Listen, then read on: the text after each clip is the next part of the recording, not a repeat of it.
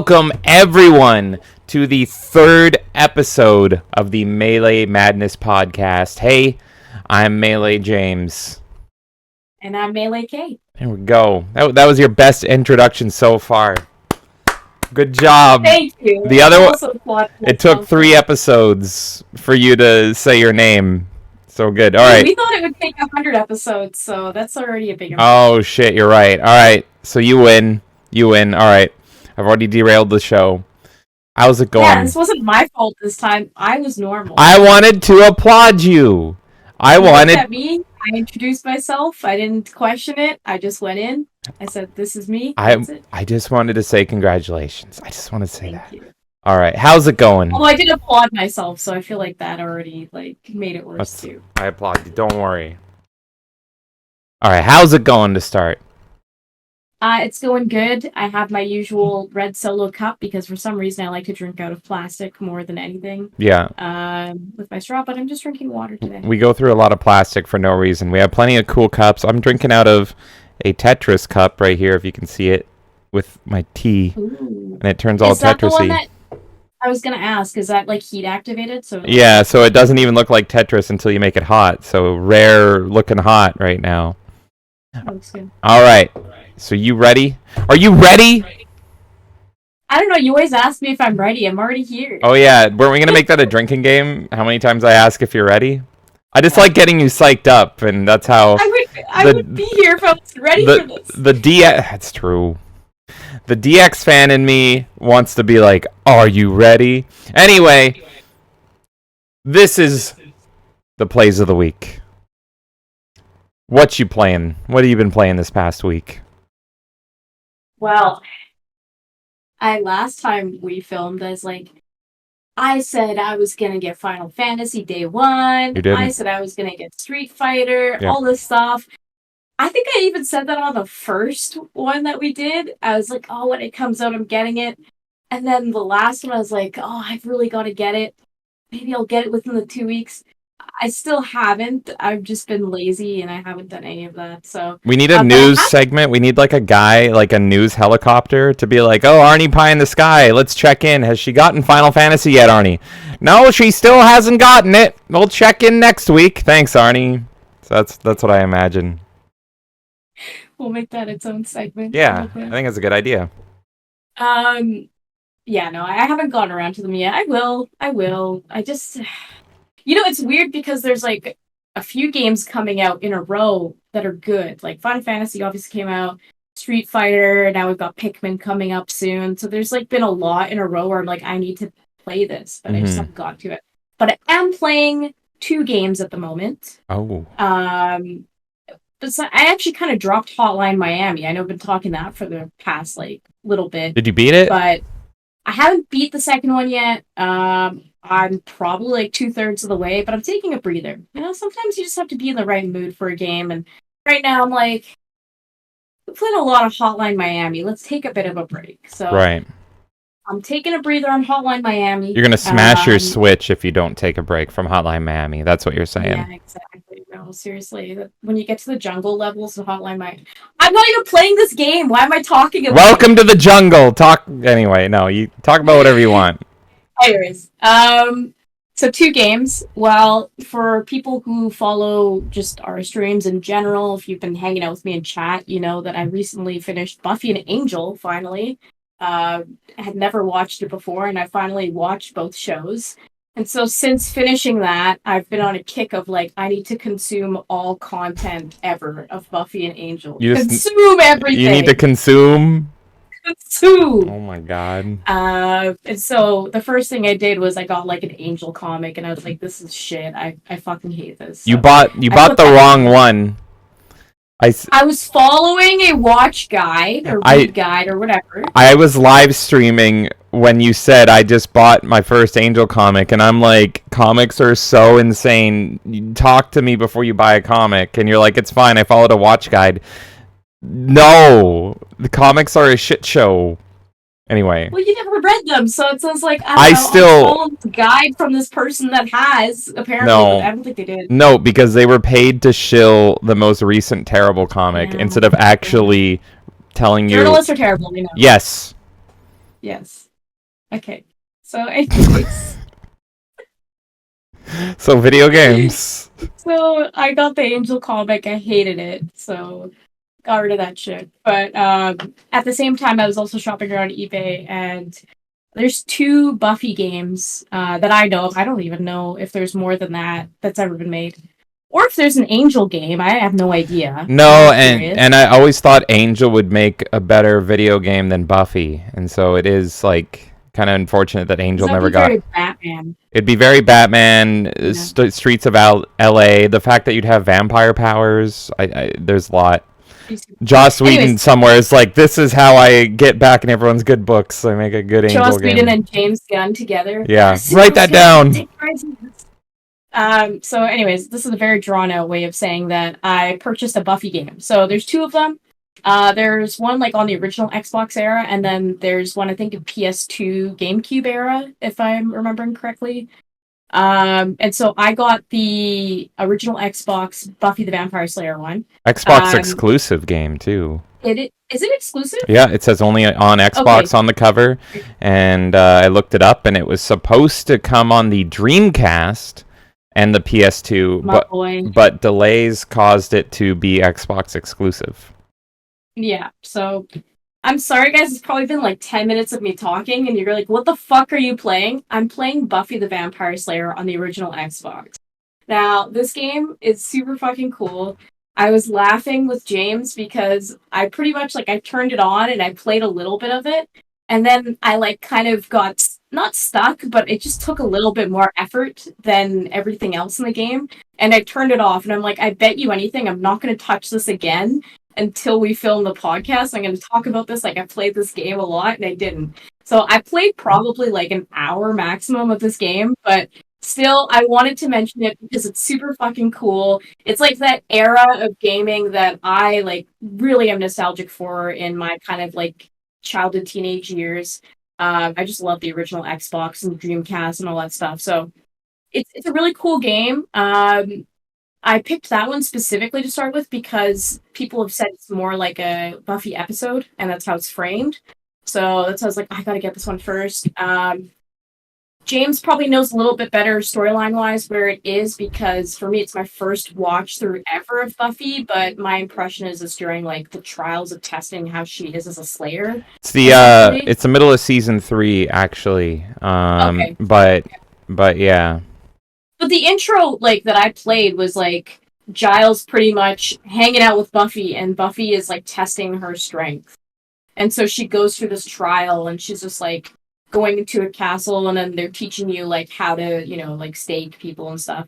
But I actually really like the feel of the game. It's got a bit of a beat 'em up feel to it. And I love that you get to stake vampires in it as well. So you pick up a stake and you just stab them at the end. It has a very good flow to it. And the other thing I appreciate about it is it reminded me of the Sopranos game. I think Yeah. you did it as well, right? Yep. And it just reminded me of that era of games where like they weren't the best games in the world, but you try them now and you're like, this is a fucking masterpiece. Yeah, In no. comparison. I wanted to say that about the Buffy game as well because I like rented it back when I first watched Buffy and Angel, and I thought it was shit, and I played it for like 20 minutes and I dropped it. And now, because everything new is terrible, which is the reoccurring theme with me, watching you play it, I'm like, oh, I actually want to play this. This actually looks good. So again, it's another game that I used to think was really bad, but we're in such a drought for quality content, if you will, that it is now a good game. And like the thing you said, there's something that has really good game feel about staking vamps in it. Like the way Yes, the button, like the animation in the buttons for like staking vampires with a wooden stake is really good. It has the proper sound effects. And yeah, the only thing else that I didn't hear you mention was the intro was fucking hilarious because the intro was so funny. It broke for some reason. Yeah. And so she's just like, Buffy's not exactly T-posing, but it might as well be. She's just kind of like standing, and then you've got like Giles in the left corner, and he's just talking to you about the lore at the same time. And so we watched this, and I was just dying laughing because they do, of course, the intro like theme song for Buffy that they do on the show, which is super cool. And they show like gameplay footage. which I think is why it reminded me of Sopranos, because Sopranos also does that, where like a lot of it is like they show you a lot of the gameplay before you even jump into it, just to like advertise the game. Hmm. And so they did similar here. But then what happened was I launched the game, and then you could go to the extras, and obviously I was like, oh my god, what are the extras? Like, do they have behind the scenes with the actors and actresses, or like, different? Because usually extras on original Xbox would be like, here's demos of other games. Yeah, I, trailers. Yeah. I ran there before I even like started launching and playing the actual game. But pretty much the thing you could do is either look at the credits, or you could look at like a 101 on Buffy, which ended up being the intro segment anyways. Hmm. And when we clicked it, it literally was the same intro, but she actually was moving around and it made sense. So it's like they didn't fix the bug where like in the original intro it actually freezes. But if you go into the game itself, you get to see that. But I will say one thing. I think that intro did a better job of explaining certain things in Buffy than the show did. Yeah. I sat through that intro and I was like, oh, this makes sense why this character did this thing, because they're explaining the big bad in that specific era. I was like, oh, that makes so much more sense. Like, it didn't click with me when I watched the actual show. They put it in to pretty much be like a, in case somebody buys this game not knowing what the fuck Buffy the TV show is. So it's like, Exactly. here's a quick catch up. Here, this is the fucking thing. Yeah. It was very good. Yeah, I mean, besides that, like I said, it was a very quick impression of the game. I've only played through maybe an hour of it. I hope to play more, and next time, we talk, I'm definitely gonna have more to say. But yeah, I love the game feel about it. Just in general, like the dialogue is pretty spot on. But the only thing that sucks is that it's not Sarah Michelle Gellar. Yet she's front and center on the cover. Yeah, She's the only character on the cover, but she's also the character not reprising the role. Yeah, so that part was really shitty. But they got the dialogue correct and everything. And I was also saying to James, like, we played Vampire the Masquerade, the original game, not the like new one that came out, but Bloodlines, it yeah. had that kind of feeling to me as well, where it's like this is like a more polished version of Vampire the Masquerade. So yeah, I'm excited to dive into that one more.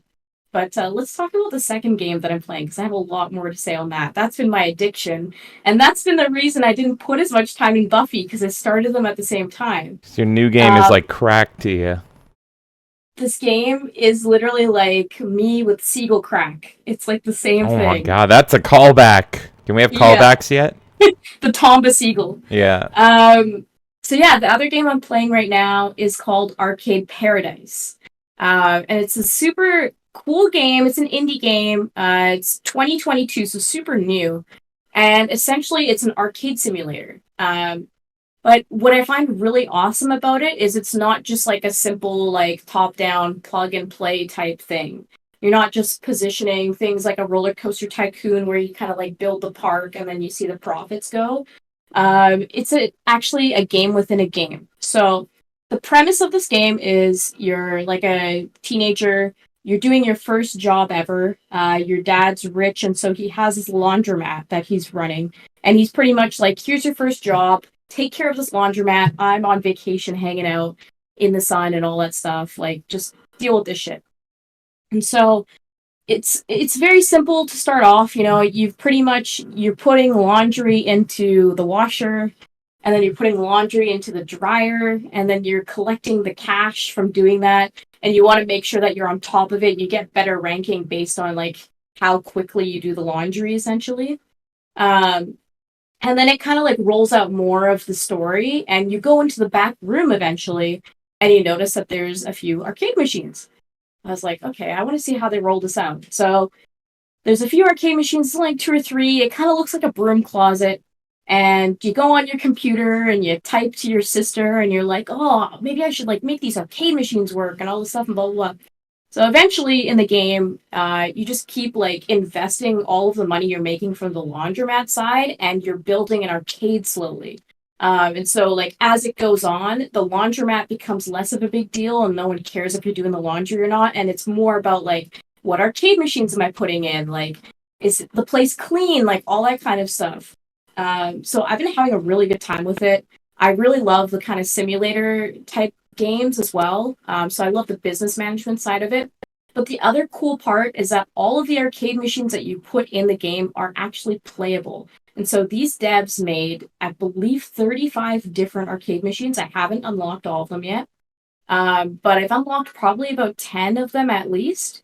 And each game is actually pretty creative. I'm pretty shocked because I figured, like, if you're going to make a game like this and you're going to add so many different kinds of arcade games, it's probably going to be very bare bones. But every single arcade machine that you play is pretty much a spoof of like a main series that already exists, but they're kind of spin on it. So one that I'm particularly a big fan of is there's an arcade machine that's Pac-Man combined with GTA. And I was like, how did you pull this off? Like, I don't even understand, but it works. It's essentially you're in a car on like, and it looks like the original GTA, and you're just driving around, and the cars are chasing you. And if you hit a pellet, Is Miss Pac-Man a hooker? I don't know, maybe. I haven't Because even Pac-Man combined with GTA, you have to get your money back from Miss Pac-Man. I hope so. I hope they introduce that. But you're going through, and if you hit a pellet, you turn into a tank, and then you're able to crush the cop cars. But what makes it different than Pac-Man is that you also, like, if you get hit by the car, then you fall out of the car, but you're able to go and chase and find another car, essentially. And you play music to hit the cops to, like, push them away from you. So you're not, like, shooting them, you're, like, hitting them with music notes, essentially, to stun them. But I thought that was a super cool, like, kind of take on how do I combine two different games at the same time. It's super creative. Like, I have to say, these devs are insanely creative for what they've built. And that's not the only game in that I'm, like, addicted to. There's another game that they made, and it's Outrun, but in the form of F-Zero. Oh, shit. And it's so fucking cool. It literally looks like Outrun, but you are like piloting an F-Zero like cockpit pretty much, and it is addictive as hell. It is so fun. Some other ones to note is there's the basic ones, like I'm pretty sure there's supposed to be like an asteroids type thing. It's kind of like iffy on that. A lot of them are like kind of spoofs of other games, so they're not one to one, or they'll combine concepts. There's basic ones like air hockey in there and stuff too. And so what I also like is that the game itself is single player, but for the games that should be multiplayer in an arcade, they allow you to make it multiplayer as well. So I can actually get James to play air hockey with me, even though it's like nothing to do with the rest of my campaign in the game. So yeah, I've been addicted to this game. I've been playing it for the past few nights. I was up until 5 a.m. one night playing it because I was like, I gotta get this damn machine. Because pretty much every time you build the cache, you're building up more, right? So I'm like, I gotta get this room bigger. I gotta get my laser tag carpets. I gotta do all this stuff. And I just kept like pushing and pushing. And they introduced dailies as well, so you can get like little buffs, and you can get like an assistant to help you. You can get like sneakers to help you run faster. There's chores in the game as well, so like you have to throw out garbage, but they turn that into a video game mechanic. One that I showed James that I thought was cool is like you have to put the cash in the safe, so like you empty out the hoppers from the arcade machines to accumulate cash, and you put it in the safe, and they kind of do this like, you know, Catwoman, Rouge the Bat type thing, and they got this like certain like music playing, like you're sneaking into a museum essentially, and you're like trying to crack a safe. So yeah, I'm really enjoying this game. I really think that they did a good job with the balance. I heard some complaints about it. Like some people are saying they wish there was more business development side, because it's one of those games where you don't feel like you can lose. Right. Like, I feel like I can leave the day early and not do anything, and the game's pretty forgiving of that. But you know, I'm okay with that because I think people are playing it for the uniqueness of being able to actually play the arcade cabinets as well. And then the other complaint that I heard that I kind of agree with is, and I think James and I, we were both discussing this too, is like, it's a bit too quirky. It's trying a bit too hard. And I've seen that complaint a few times, and I have to agree. So your dad is named Geralt, and he's vacationing Terrible. in the Riviera. And so you get an achievement, and it's like, Geralt of Riviera? I've heard that name before, and I'm just like, Yeah, the nose quirky jokes are really terrible and hold me back. Like I saw, because you have an old computer that you can work on, and I immediately noticed that your cursor wasn't just a cursor, but it was like the metal horns going down it, and I'm just like, stop, just fucking stop. Yeah. Uh, Yeah. I think it works in some ways.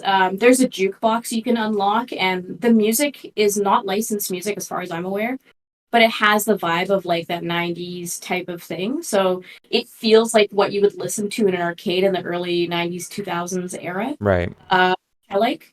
I think that a lot of the references do work. I just some of them I'm like, come on, dude, like you kind of went a bit too far. I Yeah. think one of the coolest ones that they actually have in there is like, okay, of course, anyone that's been gaming for a long time is going to be like, what does the Konami code do in every single game? So this game, of course, has the Konami code.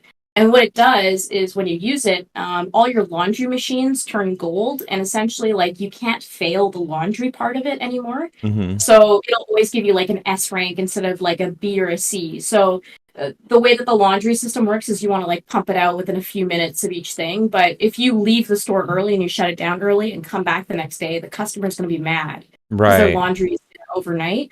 But you can use this cheat code and then you can just like get the full amount of money for it regardless. So that's what the Konami code does. I just thought it was clever that they even included it. It's like they don't tell you that it's included, but of course, anyone that's kind of into this stuff that would play a game like this would be like, what does this do? Mm-hmm. So overall, really fantastic game. I know it's got a very positive review on Steam as well. Like people are obsessed with this. There is some DLC you can buy as well. I'm debating on if I'm going to get it. One of the reasons I might is because there's an arcade machine for Kung Fury, which I might try. Oh, I see And it. then Yeah. there's also one called Penguin Push, which is supposed to be a replica of Mario Bros. So I'm Yep. kind of curious to try that as well. I haven't looked at all of the machines because I want some of it to be a surprise, but Ooh, I've been debating. there's one you're gonna want to buy. I'm looking at the DLC right now, and What that's. is it? Do you want to know? Yeah. There's a DDR machine you can buy.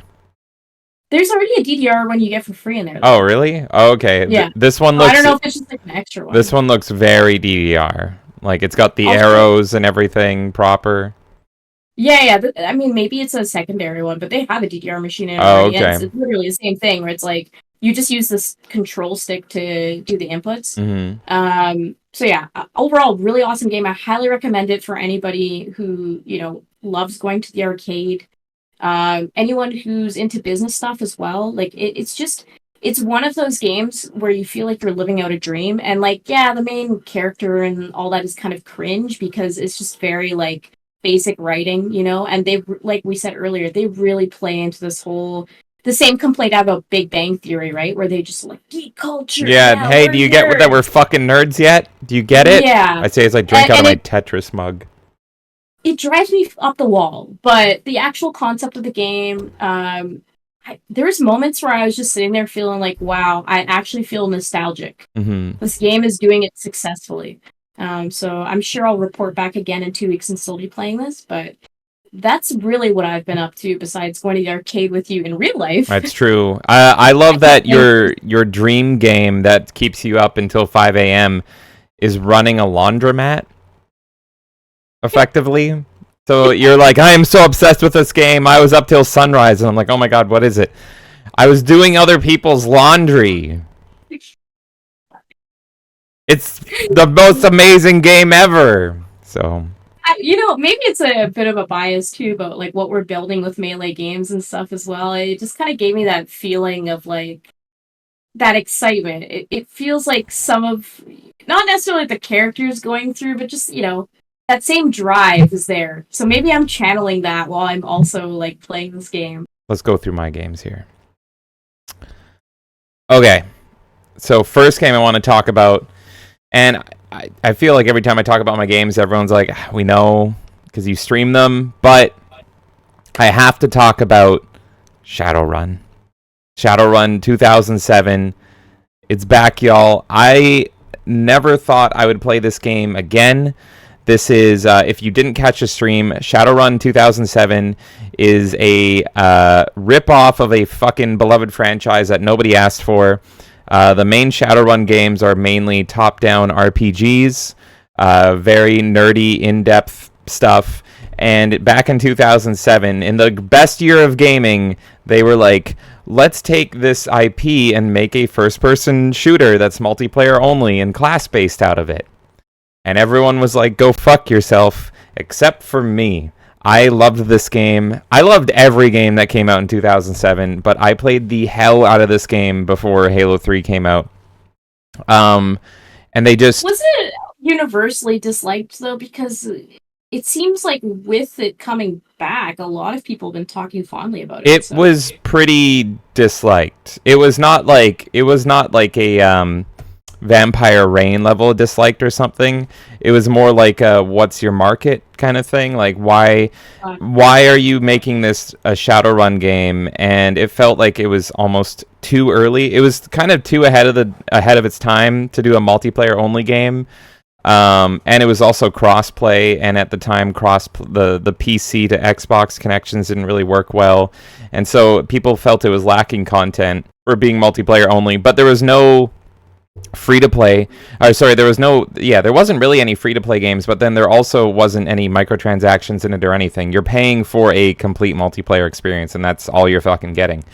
So I never thought I was going to play this game again. It's a multiplayer only game. The only way you could ever play again was against bots, and that's not the same. And so I recently learned. that's evident by watching you play. I Oh saw yeah, you do bot runs, and I saw you do with people, and it feels it's like night two and day. different games completely. Well, that's the thing about multiplayer games is how they play and how they feel and what you do with them is all dependent on the community and how the community plays and how they do. So, like, even playing it right now, it's not the same game as it was back then. It's a totally different beast because back then, I really only played it the first year it came out in 2007, and that's when it had a big-ish community pre-Halo 3. Like, people were playing this on the Xbox. It was something to do, so people did play it. I couldn't tell you the numbers or anything offhand. But then you play it against bots, and bots are dumb. Like, they're walking away from enemies they can kill, and, they're barely doing anything. Or, like, one side will rush perfectly, and then the other side's like, where are they? But playing now, you're playing against the same, like, 6 to 10 people every single round, and all these people do is play Shadowrun, and they're really fucking good at it. And they are doing things in this game that I never saw back in 2007. But yeah, I never thought I'd play this game again. And then pretty much what happened is there was and it still is a very loyal diehard community, and what they did was they cracked the game. This was a Games for Windows Live game on PC, which if you know what Games for Windows Live is, it's the worst abomination Microsoft ever made. Terrible. And Microsoft makes a lot of abominations. I think Microsoft wakes up every week and they're like, which monstrosity are we going to make today? How are we going to ruin everything this week? And so Hey, let's give them a compliment. They brought these servers back on. I have to hate everything. So anyway, I'm getting to that. So they made Games for Windows Live, and Games for Windows Live, pretty much every game that was released on PC under the Games for Windows Live moniker, which is a lot of games. Mortal Kombat on Steam was Games for Windows Live. You can't play that anymore. They've all been shut down, and they're not playable since. But this diehard community, they figured out a way to bypass Games for Windows Live and hack it. And, like, I looked into it, like, before these servers. I looked into it, and I was too lazy. I'm like, I could play Shadowrun again, but that's a lot of work. But then, I guess in response to noticing this, Microsoft was like, fuck it, and they flipped the switch, and now you can play the game officially again, and especially on Xbox. I don't understand this, though. I don't, like... I mean, it's a community that exists, but it's not a giant community. No. It's not like I heard a huge uproar. In fact, before you had mentioned it, I never even heard of this game before. You mentioned it, ironically enough, a few weeks before the Switch magically went on. I don't know what kind of voodoo that was. It's weird because just happened to bring it up, and then all of a sudden, a few weeks later, it was on. I was planning on doing a stream of Shadowrun anyway, just talking about how much I love this game, just doing bot matches and being like, I wish I could play this game again. And it was actually right before I went live to go play Batman, I saw a tweet being like, the servers are back of this game that no one liked from 2007. And I'm like, are you fucking kidding me? And I delayed everything just to go and check, and we just went live together on stream, and that was such a magical experience. Talking about the game, they don't make games like this anymore. This is a very unique game, and in fact, I asked people, and I'll ask again, if anyone knows any games that are more popular like Shadowrun, let me know. I don't want to play Apex though, but like if there's any games that are like this, let me know. But I have never seen anything like this game since, and it's pretty much you get money in between rounds, and you spend your money on 3 different things. You spend it on weapons, tech, or magic. But you have limited funds for one, and also limited slots on what you can spend on. And so you kind of create a mental build checklist as you go through the rounds of, I'm going to buy this thing, and then this weapon. And that's going to be my build on this race. And all the races are different too, so trolls are super beefy. Dwarves have a ton of magic. Elves are the only race that regenerate health. It's a crazy game, and also when you die in the round, you're fucking dead in every single round. So you can't fuck around. There's no, you get really used to quick. Like everything feels way more tense in the game because it's like you could just get one-shotted and die, and then you're out for like 10 minutes, like real time 10 minutes, which modern gamers will be like, that's a fucking lifetime, because ever since Modern Warfare, people are like, I died X, you're right back in the game. But this was way before Modern Warfare and all that trash, and so this is like a grit your teeth, like really difficult multiplayer game, and you don't want to fuck up or else it could be your life. So I'm so happy it's back. I hope more people play this. I have actually been playing a few rounds every night with these people, and as we were saying, the one complaint I have is that the game is just balls to the wall hard, and it reminds me of one of my other favorite games that died, Depth. But it's like you can still play Depth, but there's only like 20 people playing Depth, and so it's like you're gonna play against the same people every time, and they're just such perfect players that it's like, this is not the same. So I was playing Shadowrun the other day, and back in the day, nobody used sniper rifles. And now, it's like everyone is like perfectly no-scoping everybody. Like they know how to line their shots up exactly to the point, because they've been playing this game every day since 2007. And so they just go sniper, and they just know exactly where to sit and exactly where your head's going to be. And if you poke out for a second, you're just dead. And it's just like, man, this is not the same Shadowrun. This is not. I used to be really good at the game, and now I'm very average to mediocre. But I still love it, and I'm hoping for a resurgence. What I would love to see Microsoft do is not only flip the servers back like they did, but throw this on Steam for free. Throw this on Steam for free and just be like, does anyone want to play this old shitty game? And that alone will make people fucking go back in droves. Is that a business decision they would ever make, though? I don't see why they would make that decision. Well, here's the thing, is the way to play right now, the game isn't out. The game is not officially out anywhere. So the way that this dedicated community plays is they hack the game, and they get it for free themselves by doing this. Right.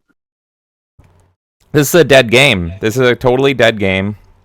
So Microsoft, I think, should put it on Steam and just be like, here, you guys want to play it? Go ahead. Here's some great PR. And companies always forget about that now. Companies always forget how far PR goes. But people will remember if you actually just throw them a bone. And this is a dead bone anyway. This is just something in a fucking vault. And it should be a free-to-play game. So they should just be like, here it is on Steam. Boom. Go play it. You don't have to do all the hacking bullshit you fuckers are doing. I've been playing it on Xbox, my old copy, because they switched the servers back on, and I just don't want to deal with all the bullshit of having to jerry-rig games for Windows Live. So it is on Microsoft to do that. They could totally do that. If they even do it for like a couple bucks or something, that'd be fine. But I really think it should be free. And they just leave the game as is, and it's just there, and it's just running, and I think it'd be great. I think it's a fantastic idea. Don't get me wrong. Like, I think they should, but them having it so you can play it on your Xbox is probably the best decision they could make for themselves, because that means that you're going to go and play your Xbox more. All right. Throw it on Game Pass then. On but both. You know what I'm saying? Sure, yeah. Game Pass would make more sense, but for them to throw it for free on Steam, they pretty much get no benefit from that. I agree with you saying. I think that like a lot of these companies nowadays have forgotten where that goodwill like can really pull through for them. Yeah, if they threw it on Steam, I mean, we're going to talk more about this in a little bit, but if they threw it on Steam, like because everyone prefers Steam to anything, the amount of good PR that would do, especially when Microsoft is already battling negative PR with their whole ongoing Activision deal, because there's a lot of people accusing them of monopolizing the industry. So I actually think this was an intentional move to put a little bit of good PR in. And so if they did that, I think that would be good. But yeah, fuck it. Put it on Game Pass anyway. I don't think it would be, because the game is so janky and so dead, I don't think it'd be right to resell it. So yeah, throw it on Game Pass. Because it's not on Game Pass, you can't really buy it anywhere as far as I know. I'm playing my copy I bought back in 2007. I'm playing the disc. So if you, put it on Game Pass or you put it on Steam for free, I think that would go a long way. And yeah, if anyone wants to play this game, let me know. I've been checking in for a couple rounds every night and having a blast, because there's just no game like this. Imagine Counter-Strike, but class-based with magic. And so you can teleport, you can turn into smoke, you can res people, you can summon demons, but it's still a first-person shooter. I fucking love it. Let's talk about the second game. And we're going to talk about this together, but it is Pikmin 4, which I played the demo of. I love Nintendo. If there's one company that I'm simping for nowadays, it's Nintendo. But I never got into Pikmin, and I've tried. I remember renting, I want to say Pikmin 1 or 2 back in the day. I think it was on the Wii. It must have been on the Wii, so it was probably Pikmin 2, renting it, and I did not understand it. I did not get it. I did not get the appeal. Everything weirded me out. It stressed me out. I didn't like the controls. I didn't like everything just dying, and I didn't understand why. And then I had to be on a timer and go over here, and I was just like, fuck it. Just fuck it. It's because it's kind of a combination of things you really dislike. It's got RTS elements, which I guess you're okay with, but it's a platformer, which you don't enjoy, and then it also runs on a time limit. Yeah, it's like your biggest complaint about Majora's Mask. It is every mechanic in video games that, while I don't think they're bad, they are not the games I go for. They are not at all the games I go for. But they're mechanics I love. So for me, I'm like, Pikmin's the best shit ever. Yeah, and so I was like, fuck it, let's try Pikmin 4, and there's a demo anyway, and let's see if it changed my mind. And maybe Miyamoto just made that demo so good to get my sweet, sweet money, but man, that demo knocked it out of the park. And it's long as fuck, too. Like, it's not a 15-minute demo. It took me like 2 hours. It was like 2 hours of content, to the point where you get to keep your save and continue from the point of the demo. So you're really playing like chapter 1 of this like 10 chapter video game, which is just insane. Nintendo's been doing that lately with demos, and it blows me away. It's the perfect way to run a demo, because chances are, if you run a good enough demo, that people are going to buy this anyways. Why would you make it isolated when you could just like make it okay, you take your save over, here's the first, like the prologue or whatever. Nintendo is doing the drug dealer method of the first hit is free. 100%. You get more than a taste. You're getting like a whole supply with Miyamoto, and then he knows I don't think it's Nintendo exclusive though, because I heard Final Fantasy did the same thing with their demo. Oh, okay. That you could take the save over. I didn't play that demo, but that's what I heard. Okay. I'm trying to remember what exactly is different and why I'm loving this one over the other ones. I think part of it is because I didn't really like anything on the Wii. I know the Wii was super, super popular, but I fucking hated that system. I hate motion controls. And so I did not like Nintendo at all during the Wii. The Wii has great games, great fucking games, but I was just turned off of every game. And there's been a lot of games that I hated on the Wii, and then they get ported over to the Switch, and I love those games when they eliminate the motion controls and they polish up the graphics a little bit, and then I end up loving them. So I still want to try Pikmin 1 and 2 on the Switch and see if I like them better. But anyway, the controls in this one feel great. The fact that you have a giant dog that you can ride around in is fucking adorable, and like it adds a lot to it. It makes you feel like you're more in control. I feel like I have more control over the Pikmin in this one than my very distant memories of the last one. Like I didn't like how they kind of went all over the place, and I'm like, where the fuck are they going? Why are they dying? In this one, it really feels like even if they go far from you, you know where they are. You can look on the map and be like, okay, they're doing this thing, they're doing that, and it feels a lot more streamlined and polished than I remember for this one. And the game is super... I think it's a very basic mechanic that's making you feel that way, because when I watched your stream of it, it really is the same in terms of how the Pikmin follow you and stuff, but the fact that you have a mount, which is like the dog in this one, and the Pikmin cling to the mount as well. Yeah. I think that's a very small key difference that makes you feel more in control of the Pikmin. Yeah, and it might Because even otherwise they're running behind you, and then if like you like, let's say, turn a corner or something, sometimes if you get caught on something, right? But because they're clinging directly to the dog that you're using, I yeah. think you're not feeling that. I think a lot of it is also just the Pro controller versus the fucking Wiimote and the Joy-Con or the whatever, the nunchuck. You could have played the other one on with a GameCube controller, so I didn't have a GameCube maybe you just controller. never did. Okay, Yeah, I did because because I didn't own a GameCube.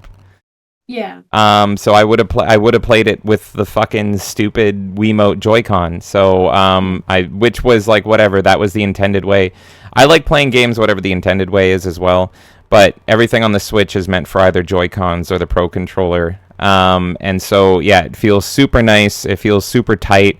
Feels like you know constantly what you're doing, but the game's also beautiful. I love the environments and the aesthetic, which is nothing new to Pikmin, which is I've said before, but I am a huge sucker for your small in a like in a normal environment, but the environment feels big. I don't know what the word is for that. There's got to be a name for it because it happens so much, but pretty much I love being tiny. Honey, I Shrunk the Kids. I love the Honey, I Shrunk the Kids where you're small and everything around you is big size. So it's a giant potato chip or a giant bottle cap. I go ape shit for that, and I don't know why. I've been wanting to rewatch Honey, I Shrunk the Kids as well. I got to. Maybe that'll be my movie of the year. Anyway, so Pikmin is super charming, super aesthetically great. The one complaint I have is I really don't like the characters, which is weird. Like the gameplay and actually playing it is great, but I fucking hate the other characters. The characters that your pilot works with. Primarily the captain. I cannot stand her. I hope the Pikmin cannibalize her to death, like very early on in chapter 2, because if I thought I would have a ton of complaints about this game. It also, like, even though it's on a time limit, it feels nice. Like, the time limit feels good. It feels like a proper day. And the feeling of, like, oh, we got to get this done at this time, it feels way better made in this one than the previous ones. Because the other ones, it felt like a fucking mess. Whereas this one, you get it. It seems like there's more leeway in this one. I played the first 2 Pikmin when they first came out, so my memory's a little bit fuzzy on it, and I never really like revisited them. But from what I remember is like when it is about to be nighttime, you have to be on the ship right before it hits nighttime, and if anything exists in that area while it like turns night, they're just getting eaten up right away. It seems from watching you play this one that you kind of get like it's about to be nighttime, and then it almost like it can bleed into nighttime a little bit. Yeah. And it just gets tougher, right? It gets like more difficult, and so like you want to get there before nighttime to make it easier on yourself, but you still can be around. It's just way harder. I also don't, yeah, and I also don't know how this worked in the previous games because I didn't play them. But I really appreciate that pretty much the world of Pikmin is you enter a hub world, and that hub world is what's on the day-night cycle. But throughout that hub world is dungeons, and that's where the real juice of the game is. And those dungeons aren't on a timer. And I really appreciate that. So pretty much when you're in... That might be new. I don't remember that. So, I remember in the first Pikmin, it was like level to level. Right. So yeah, in this one, it's more like hub to hub. But then there's little dungeons. And they even say in the demo, it's like, oh, hey, it looks like the day-night cycle paused while you were underground. So it's like all the dungeons are underground. And for whatever reason, I don't care how they fucking explain it, you have all the time in the world. And I'm like, oh, thank you. So the real only timer is getting whatever you want in the hub world, getting whatever resources or whatever, and then also just getting your Pikmin to the next dungeon. That's really all the timer impacts. And in the dungeons that feel almost like Diablo-esque or action RPG-esque, like that's the meat of the game. That's where you're solving, that's where you're looking for the survivors, that's where you're finding the new gear and all that stuff, and you can take your time in there, and it's so nice. And yeah, when the timer does hit, when it's nighttime, it's more like there's just kind of a warning to be like, hey, you have to stop now. You better get the fuck back to your ship. And I assume shit hits the fan if you don't. But every time as soon as we hit, I was doing whatever, but as soon as night hit, and it was like, you better get back now. You have like a minute. It's like, all right, drop everything. Let's head back so we don't die. So Yeah. oh god, I can't wait to play this game. I don't even know if I'm gonna like other Pikmin games, but this is definitely the one for me. And I'm already seeing early reviews that are giving it 9s and 10s across the board. I saw one review say that for better or for worse, this streamlines all the problems and fixes all the problems of every Pikmin game, which to me makes me think if you're a diehard Pikmin fan, maybe some of the difficulty or some of the quirks that were kind of janky are now gone, and so you might be like, oh, that was kind of broken, but I kind of liked it. And now I kind of miss it. So I have a feeling for the longtime fans like yourself, there might be like some little quirks. You know what I mean? Like like if Halo fixed the fact that you could only hold 2 weapons, and it's like it was kind of good to only juggle 2 weapons. So I have a feeling that they're gonna fix some of that. And so for new players like myself, this is gonna be a fucking masterpiece. But maybe for the diehards, they might be like, but I miss this. I've already given you this advice privately as well, but I think this Pikmin, and I pushed you to play this demo. Remember, I was like, you have to play this. You were like, there's a dog in this. You have to fucking play it. You have to play this. There's just something about seeing it. I felt like it would be the right level for you, and I know that like in recent years, especially, you've been a lot more into like Nintendo, Yeah. especially with the Switch and everything. Oh, So I already couldn't. felt like it was I don't think I can name a game I haven't liked on the Switch. I think at this point, the Switch is my favorite Nintendo system of all time, solely because Yeah. their library. It's just like every single game that comes out is a 10. It's Yeah. amazing. It's amazing. I know Miyamoto is paying me and he has a knife to my back right now, but it's just it's insane. And it's like, I know it's not the best hardware, and you know what, I do still have a soft spot for the Wii U because I loved how the games on the Wii U were innovative, and I loved all the pad stuff you could do. But what, there's just some, like, every game that the whole fucking unique thing about the Switch is that every game is a fucking banger. It's crazy. You could buy like any first party game on the Switch and have a fucking blast, and it's just crazy to me. This is what I mean. Like, I felt like this would be the perfect Pikmin for you. Now, if you become a diehard fan of this game, I think you will, personally. I would say only go back to 2 because it had probably the closest amount of charm I've seen to this game. And I would say 2 is probably my favorite, but I wouldn't get stuck on the whole, like, not liking the main characters thing. Like, Olimar was important in the other Pikmin, but ultimately you can play those games and you can still enjoy the story and enjoy the environment and everything without really caring about the Well, characters that here's much. what I like It's about kind this of a one. secondary thing. I don't like your captain in this one, Commander Shepard. I don't like Commander Shepard in this one, but I do like the character you play as because you make them. They're a voiceless protagonist, which, as time has proven, voiceless protagonists tend to be the best protagonists. And you capture their look, and there is enough. I kind, here's another thing. I hate customization options in games that go too far and I have to spend like 6 hours making my character. I don't like that. I like when there is a assortment of things that I can combine to mix and match to be like, that's it, and then I will get it done in like 20 to 30 minutes. I don't think that's a popular opinion, but this game is that. This game is that. It's not going to take you 6 hours to make your fucking character because you can make their ears this or move their jawline this. It's like, here's hair colors, here's faces, facial hair, and hair, and it's like done. And I'm like, that's my character creator. That's what I like. And so I made this little character. I love how he fucking looks, and he's gonna be unique enough to me that it's gonna be rare that I see other people playing this game that have the exact same character. And he looks like a little fucking asshole. I'm looking at him right now. He looks pissed off all the time, and he's got a little worker mustache, and he's great. So I actually love your character. I connect more with this character than I do Olimar or anything. I like his character design way more than Olimar. It's the people that talk to you in the game that constantly pop up on your screen that I'm like, can you just shut up and let me hang with my Pikmin bros, for the love of God? So, yeah. Anyway. I do think the first story is really good, though. If you ever do get the patience to go back to the very first Pikmin. And I think I got the unique experience of playing it while there wasn't a second Pikmin coming out. Right. So that story feels very contained in itself. Feels very ET to me. Like it is a very good story, and you do care about Olimar.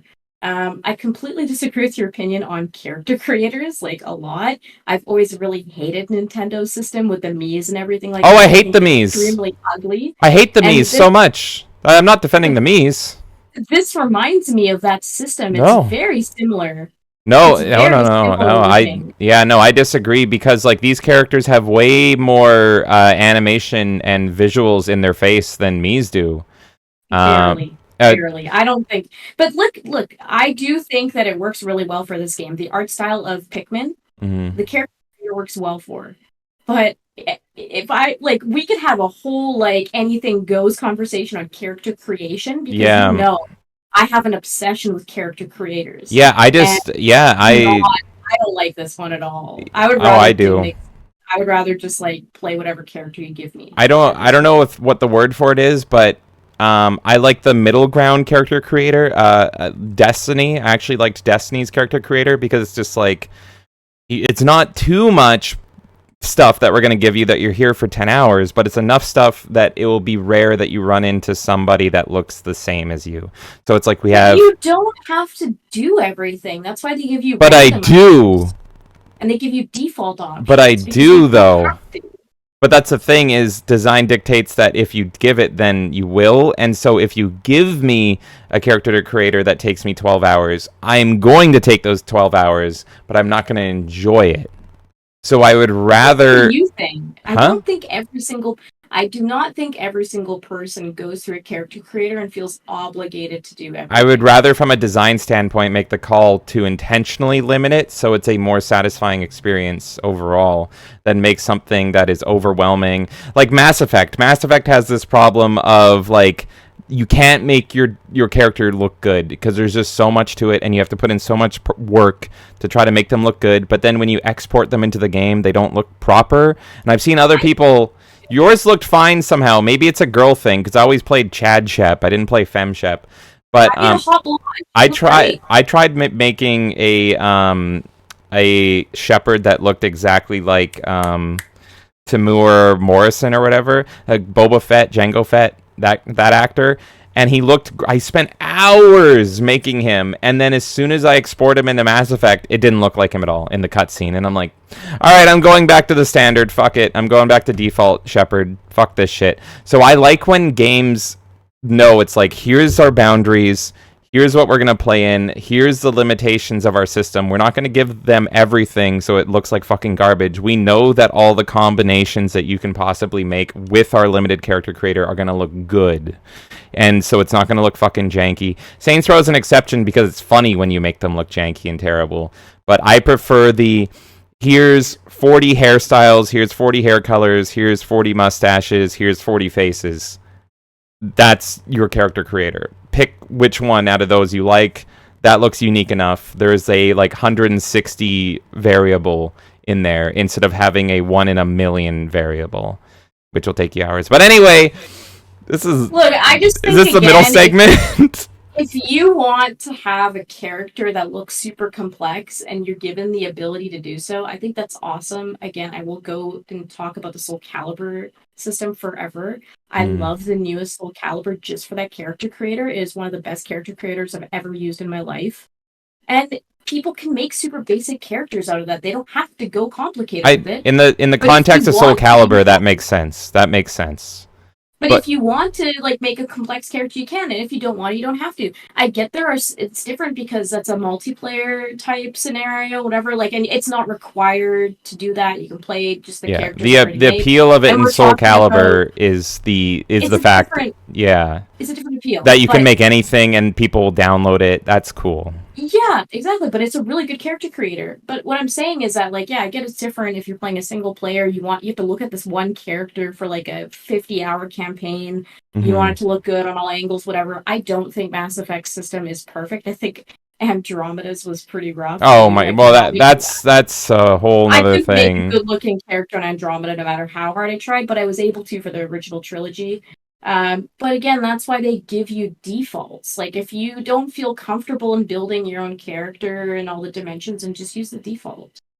Yeah, I don't think every game nails it super well, and so I like when, especially for single player story based games, I prefer when they limit it down to things that are going to look perfect. It's time for our next segment, which is called What the Fuck is Going On in Gaming? To start, I'm looking, a lot of people talked about this. I am going to be looking at the GameSpot article of this, and it is Blizzard is bringing its games to Steam, starting with Overwatch 2. Overwatch 2 will be available to purchase on Steam starting on August 10th. Overwatch 2 and a selection of other Blizzard games are coming to Steam. The company has confirmed that it is currently working on a number of its games available on the digital storefront in an effort to break down barriers. It broke new ground and make its titles more readily available. Someone from Blizzard said, "As we've evolved, the industry has evolved too. Gaming is no longer just for specific communities as it was when Battle.net launched over 2 decades ago," Blizzard wrote in its press release. "Gaming is for everyone, and though we remain committed to continually investing and supporting Battle.net, even though you tried fucking changing the name and it backfired, motherfuckers, we want to break down barriers and make it easier for players everywhere to find and enjoy games." Alright, let me skim the rest of this because I think you get the gist. Overwatch 2 is the first game headed to Steam, and it will be available to play through the client starting August 10th. While players don't need to download Battle.net to play Overwatch 2, they still need a Battle.net account to sync their profile, same as Xbox, PlayStation, and Nintendo Switch users. Once a player creates a Battle.net account, blah, blah, blah, blah, blah, you get all this stuff. As of right now, Overwatch 2 is the only Blizzard title that will be formally announced for Steam. In the official press release shared by Blizzard, the company stated it will reveal additional titles coming to Steam when the time is right, quote unquote. Considering Diablo 4's recent release, it seems that Blizzard could be eyeing that game as another hit. That's all rumors and shit. Blah, blah, blah. Just talking about how Blizzard made an effort to keep their games off Steam to drive them towards Battle.net. Yada, yada, yada. That's pretty much it. I don't know if you want to hear more from that. Pretty much, Blizzard's caving. They're moving their games over to Steam. So far, it's only Overwatch 2, August 10th. More games in the future. What do you think about this? Firstly, thank God. Can we fucking get rid of all these third-party fucking launchers? Origin, Battle.net, fucking Ubisoft's got their one. Uplay's the worst. Yes. I'm tired of all this shit. Okay, you wanted to do like the streaming service type thing and compete with Steam. Like it's the equivalent of like Paramount Plus, all this shit with Netflix, and then like all of that with Steam. You know what I mean? We don't need all this shit. You're just fucking like you're hurting yourself because ultimately no one's gonna want all of these launchers. It's gonna annoy them, and then they're not gonna play your game. So I just first of all have to say I'm very glad that they're making this decision. I hope that other companies follow suit and do the same. Everyone should just work off Steam at this point. It's fine. I guess that does bring up another question about competition because there's obviously Epic versus Steam now. So, I could see how like that could be. You don't necessarily want a monopoly either. Like you don't want just everything in Steam, or else that could also. And Epic has been failing from the start. I mean, they're just bleeding money. People go on Epic to get their free games, and then they quit. And I think people don't even play their games on Epic. Like every now and then, I have to be like, "Oh yeah, I have that game for free on Epic. Why the fuck did I accidentally buy it on Steam?" Yeah, exactly. So I mean, I think we should standardize Steam a bit more. I'm happy that that's moving to Steam. It also tells me that they're not doing so hot with Overwatch because like you would only really move it to Steam that way to be like we need more players. 100%. This is the place where we're going to go to get more players. So and look, they have a lot of controversy already with this whole storyline shit, and then we're not doing this anymore. Actually, we are. Like whatever, pretty much forcing people to go from Overwatch 1 to Overwatch 2 to have the same experience, but making them like. Anyways, I don't want to get into that drama, but my point is that, like, I don't think they're too confident in how well Overwatch is doing, or else they wouldn't have made that decision. No. And if it wasn't for Diablo saving their ass somehow, Blizzard would be totally drowning. But the thing that's great about Steam is super open source, and so as soon as it hits Steam, we're going to be able to see how many people are actually playing these games. They can hide and they can lie about it over on Battle.net, but on Steam, we literally get the numbers right away to be like, oh, how many people are playing your game? Oh, okay, that's all. But do you think they're going to use it as an excuse, being like, well, now everyone's moving to a different platform for it, so the numbers are not going to be as high because the player base was previously on Battle.net. Oh, they're going to make excuses and everything. What I think is funny is that Steam, Battle.net has no community features at all. You can message your friends, you can add friends, that is it. Steam is riddled. So pointless. Yeah. Like, I don't understand why they even bothered with Battle.net. And well, Battle.net's been around longer than Steam. I'm pretty sure. Okay, yeah. I'm not huge on Blizzard stuff. Battle.net was fine before we got new Blizzard, the new era of Blizzard. There was no issues with it or anything. But here's the thing: is new Blizzard is gonna be going crazy because Steam has a ton of community features that Battle.net has never had, and so they have forums where already I'm seeing shit hit the fan on the forums, which is fucking hilarious. Are there already forums for the game? Yep. As soon as the game goes up on the store, even if it's not out, Steam has forums for it. And so so they already have a store page. They have the store page saying coming soon and all that. So people are already talking shit and already reminding people that TF2 is a way better game and you can play that for free. And this is actually in response, I think, to a fear tactic because TF2 had a recent update and I've been wanting to reinstall TF2. TF2 is one of the best games ever. And literally the new update just includes this really cute little seal. And so people have been pointing out that TF2 is crushing Overwatch once again. And it's a game that's like a decade old, if not more, and it's just this cute little seal. It's just murdering Blizzard, and it's great. But not only that, there is a screenshot section, there's a guide section, but one thing I pointed out on Twitter, and this got me a lot of reactions, is Steam has a community artwork tab. You know what the community artwork tab is? You can upload anything, as long as you deem it related to the game. Now, what is Overwatch known for in the community that would be related to a community artwork tab? A lot of X-rated stuff. Yeah, so as soon as the game, pretty much you are allowed to upload to the community artwork tab as long as you own the game.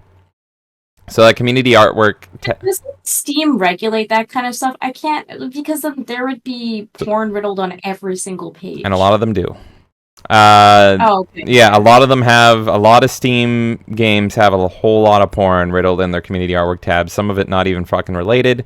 And Steam employees can regulate it, but there's a lot of games on Steam, but also you can have your own moderators for your game that will regulate it. So I think Blizzard is going to have to employ new people just to Janny Steam, pretty much, just to keep an eye on Steam and be like, sweep it up.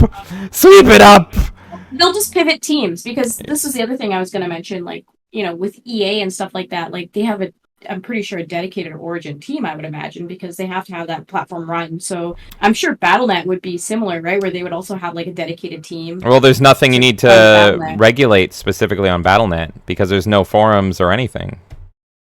They didn't have any customer support or anything. Well, no, they do for in-game chat, but that's going to remain regardless. But I think they're going to have to hire additional people just to watch Steam.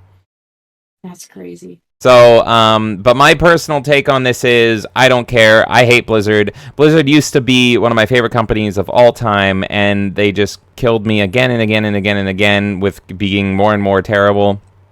So I will continue to not play their games on Steam, even though I tend to love Steam. But I look forward to seeing it get review bombed. I look forward to seeing people getting banned in the forums for really funny reasons. I look forward to the community artwork tab making Blizzard pull their hair out. The one game I may install from them again, because I wanted it to be free, would be Heroes of the Storm, which is my favorite MOBA ever. And I would play that again if it went on Steam, just for the ease of it. And it's more of a nostalgia thing at this point, and but also only if it syncs my profile properly, because I used to spend a ton of money in the game. So I have all the legendary skins, blah, blah, blah, all that bullshit. But the thing is, they declared that a dead game 5 years ago, so it's they should just, again, just like Shadowrun, they should just dump it on Steam. It'd be good PR, and it would actually boost the player base easy. It's already a free-to-play game on Battle.net, but they treat it like a black sheep game, and they don't even acknowledge its existence anymore. So, will they bother? They should. It's more likely than Shadowrun, in my opinion. Yeah, I don't know, because Microsoft has shown more support to Shadowrun than Blizzard has shown to Heroes of the Storm in the past 5 years. So, is it? I don't know, but we'll see. That's the only game Blizzard will get a download for me. No money, but I will download Heroes of the Storm for free on Steam and write a funny review for it. So that's my take. Here's my other question. Are they going to do badge support and stuff like that? Is that a part of the deal? That'd be smart. I'm in the minority of Steam fanboys where I really care about the badge support system. If you don't know what it is, it's pretty much it's a kind of complicated system, but if you are someone that likes you like the keys dangled in front of you, you like dingly shiny things, pretty much jazzed out profiles, Steam is the place for you. There is a elective system on Steam where if a company signs up for it for their game, you can get collectible trading cards, virtual collectible trading cards for that game. It's dropped to you randomly, but you only get about half of the set, and you can get duplicates as well. And then to craft a badge, you need to get the rest of the set, and all of the cards have monetary value, and so you can buy and sell cards on the marketplace. So it's a 360 win. You can literally, if you don't care about the system at all, if a game has this, it benefits everybody, because say you sell something for 10 cents, you get 8 cents, Valve gets 1 cent, and then the developers get 1 cent for every transaction, roughly. But the values can change. And so I know people that just sell all their cards and they just buy games with their money, which is smart. I like the shiny things, so my profile's all glitzied out or whatever. But then it gets you, if you do the badge stuff, you get a permanent badge, you get emoticons, you get animated emoticons, animated wallpapers, you get all this extra bonus content that looks really fucking cool. Blizzard would be very smart, because they have some games that people are diehard for back in the day. If they put World of Warcraft on there, I might have to get a World of Warcraft badge as a longtime WoW player. This is what I was thinking about. There's so many like games that they've made in the past that if they actually put in the to do this is a really great move for Blizzard. If you get it, so I can have the Horde icon on my profile, or if I can have Grom, my favorite character, as my background. I might have to give Blizzard a little bit of money, even though I hate them, literally just for those fucking little profiles and stuff. So yeah, that'll be smart, but Blizzard's dumb. So I really hope someone internally is like, we have to do this. Like, I think it would do gangbusters for them. Yeah. And even I would be incentivized. Like, I'm not huge on Blizzard, but I've always loved the art of a lot of Blizzard games. So I think... Yeah, I could see you getting, like, a D.Va, because you really like D.Va background. Yeah, I mean, Overwatch is kind of my main Blizzard game, honestly. Yeah, so I guess we'll find out August 10th if they do any of the bells and whistles. A lot of these companies that give into Steam. I also want to mention that Gabe Newell, I think about a month ago, said he pretty much made a, like, well, they all came crawling back to me, didn't they? Because there's been a push in the past, like, 6-7 years for all these companies, maybe even more, all these companies making their own Steam. So as you said, we saw the Rockstar launcher, which I hate. We saw Uplay, which I hate. We saw Origin. And Battle.net's been around. I want to look it up. I feel like Battle.net's been around longer than Steam. But all these companies, suddenly to buy a game, you had to have this launcher. You had to have this launcher. You had to have this launcher. One by one, they all came crawling back to Steam. And Gabe Newell was just like, Yep, and I knew that would happen, and so it was kind of really funny to see. I love Gabe Newell. I have my problems with Steam sometimes, but Gabe Newell is awesome, and he gets it. So he's probably laughing that Overwatch. He's probably enjoying it. But it makes sense for these companies as well, because what they were trying to do, essentially, if you think about it in different technology terms, is like they were trying to not only build the game for the phone, but they were trying to also build the phone as well. You get what I mean? Because, like, Steam facilitates everything for them. It's an app store, essentially. So it's like, you're trying to build the Apple store and then Hmm. also build your game. Why not just put all of your resources into building the game? Well, And that's why these other launchers have sucked, because it's like you're a video game company. You're not like a software as a service yeah. type company building like that technology. The reason for it, I think, 9 times out of 10, all comes down to the revenue share. Mm-hmm. And so, if you have your own launcher and you only sell it on that, theoretically, you get 100% of the revenue. Whereas I can't remember Steam's split, but it's been argued a lot. I think it's a 70% split. And then so Valve gets, 70/30 is the one I've heard, but I I don't know believe if it's that's true. 70/30. And so that was always the logic. But the thing is, it's dumb because it's like, okay, companies think they tend to think like surely everyone is going to come over to me now, and it's like no, like your game is discoverable on Steam. Everyone goes on Yeah. Steam. It's like saying I'm not going to sell my product at Walmart. I'm going to open up my own store all the way over there. Surely it will sell just as well. And it's like no, like everyone is just going to fucking go to Walmart and buy the alternative. Fucking It's like idiot. when the Ouya was in the parking lot across from E3. Do you remember Oh that? my god. Yeah, yeah, exactly. So it's very dumb logic. These companies just kind of have they hold themselves in too high regard, and it boils down to greed.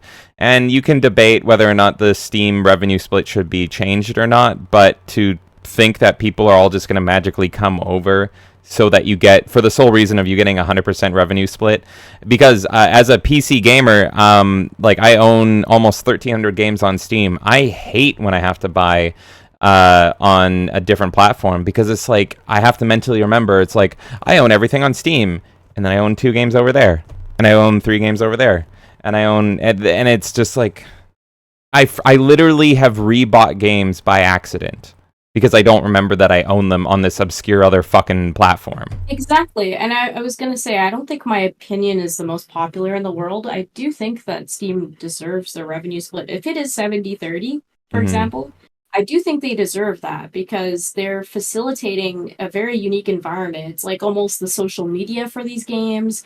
It's the place where they can purchase it. It's their like storefront. It's everything, really. You've created the marketplace for these games.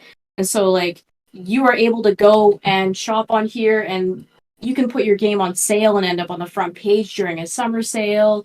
People can search you up by categories and find your game in a list full of RPG stuff like that. So Steam is doing a lot of the marketing work for you, and it's probably a lot of server resources, and they have their own employees for all sorts of things. I think they deserve a cut of the profits for your game being on their platform.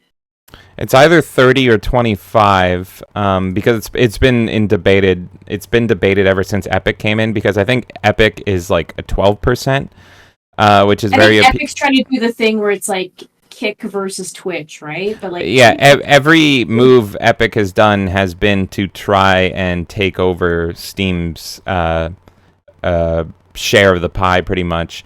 And I know a lot of people, myself included, have not liked Epic's business practices since they started going after Steam.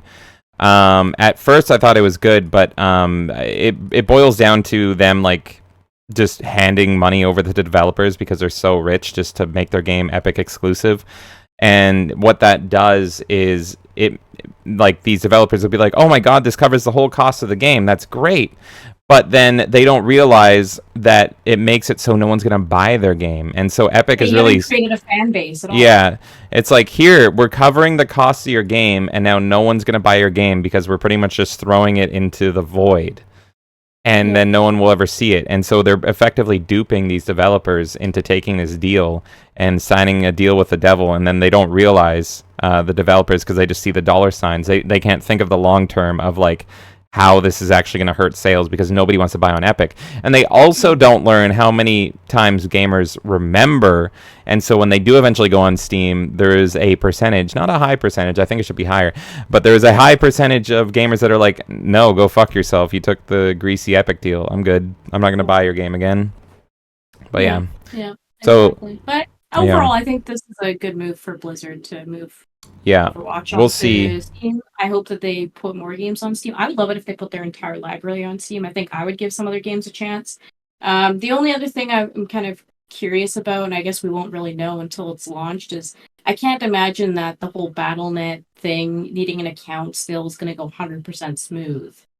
Because you're dealing with more than one profile system, aren't you? You're dealing with like Steam profile Yeah, system. I mean, Destiny had to do a full migration from because they got like kicked off BattleNet or whatever.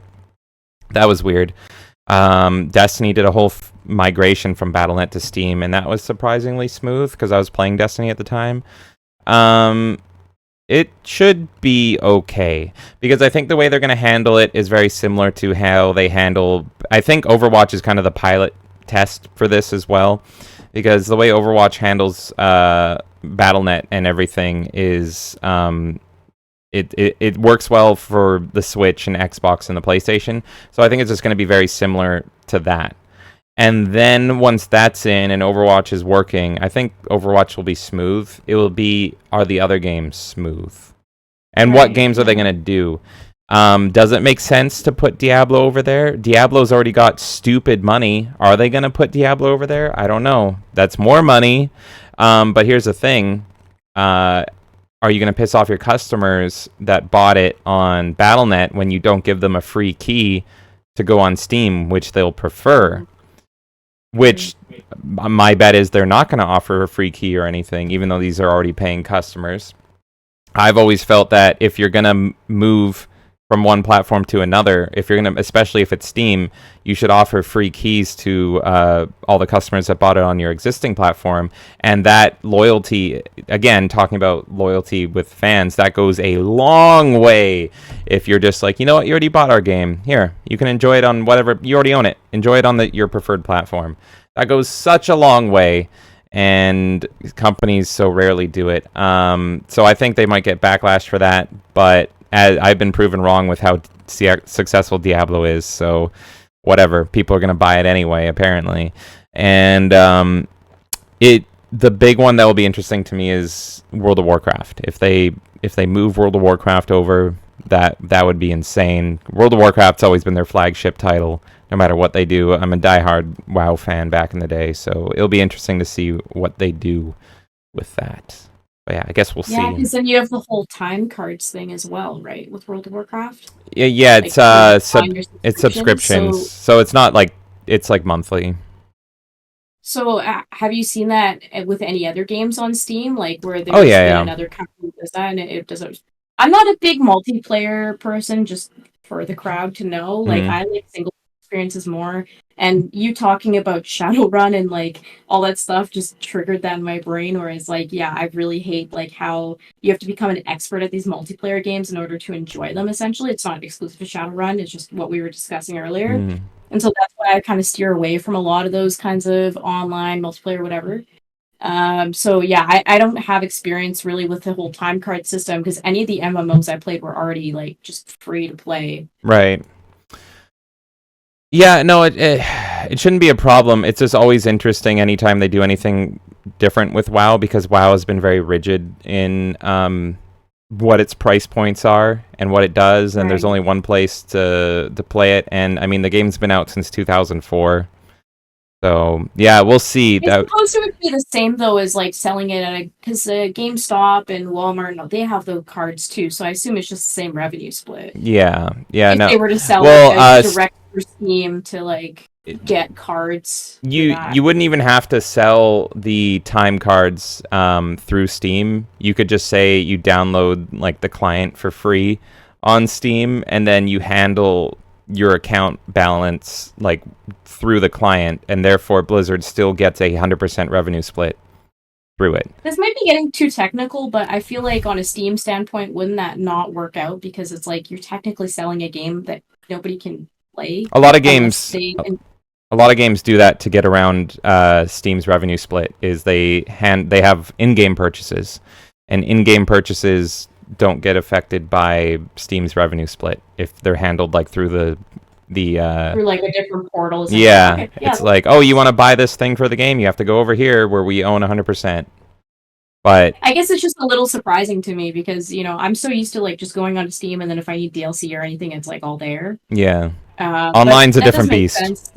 Yeah, exactly. Okay. Well, I'm curious to see how this goes. I mean, I'll reserve deep judgment until I see like what happens in August. I really want to see how many people are actually playing the game. I won't. I That way have I'll nothing but judgment for Blizzard. Our final story.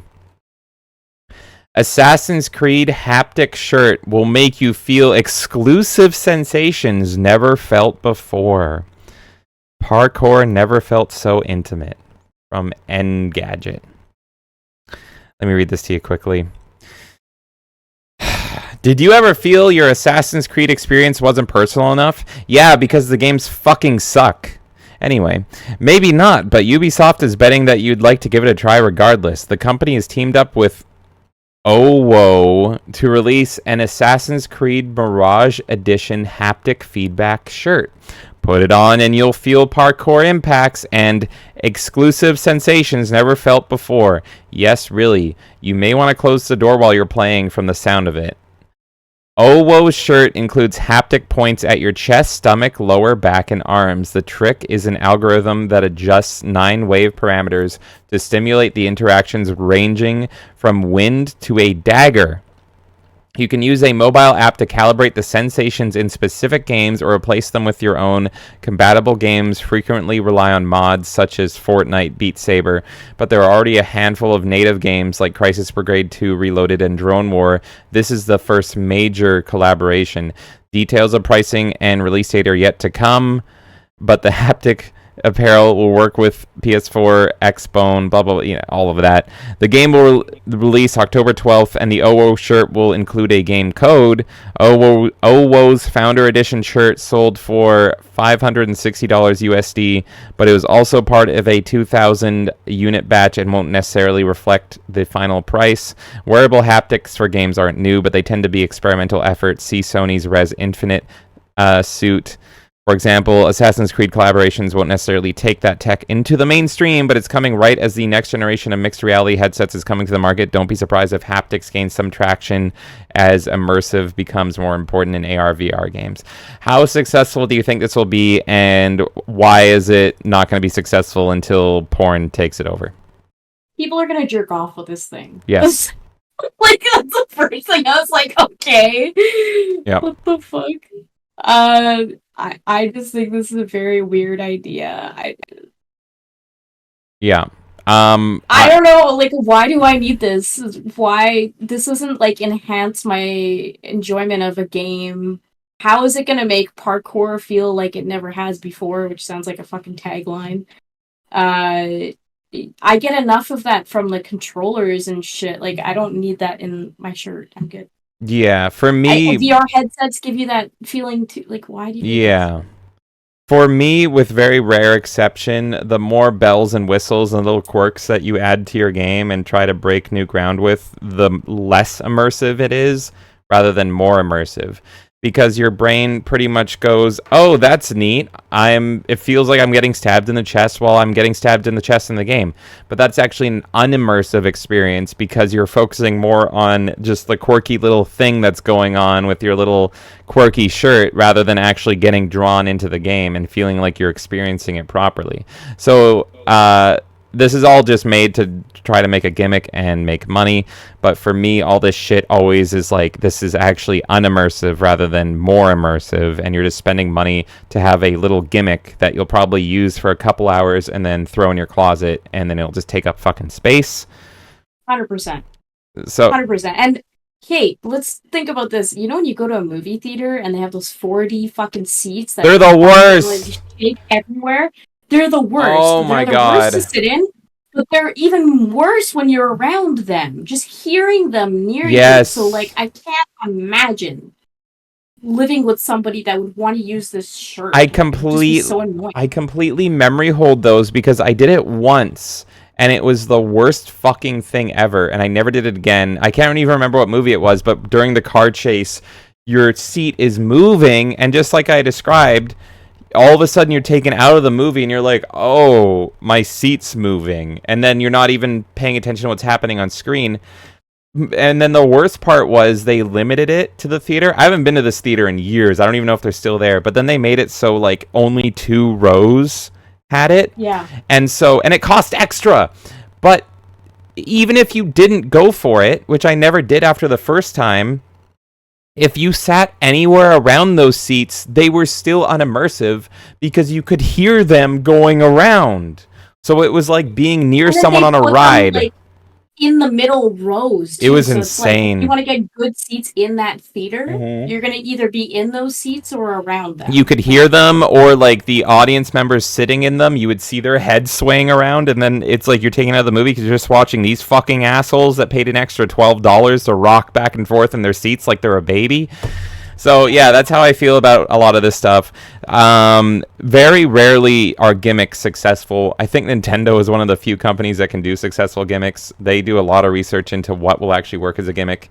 I've said I love the Wii U. The Wii U is probably my favorite gimmick ever, and it fucking bombed, right? But all the games that were made, like to have unique pad features, like the fucking Nintendo Land and Rayman. There was very few games, but the games that pulled it off good, I was like, this is so good, and this feels like the future, and it's so fun. But no one, it didn't take off, and all that stuff, and everything fell apart. But even the Wii was a gimmick that completely revolutionized the industry with motion controls, which I hate, but it was successful. Everyone's grandpa had a fucking Wii.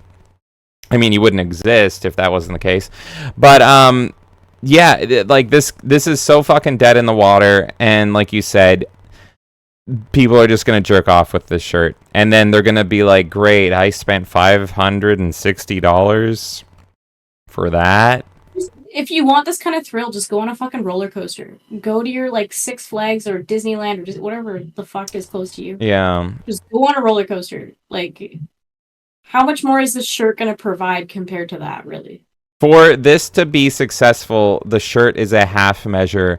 You would need a like full body suit in like a fucking tank with the best VR helmet in the world, and it is all calibrated perfectly to be with that game. That's the only way that it would actually be more immersive.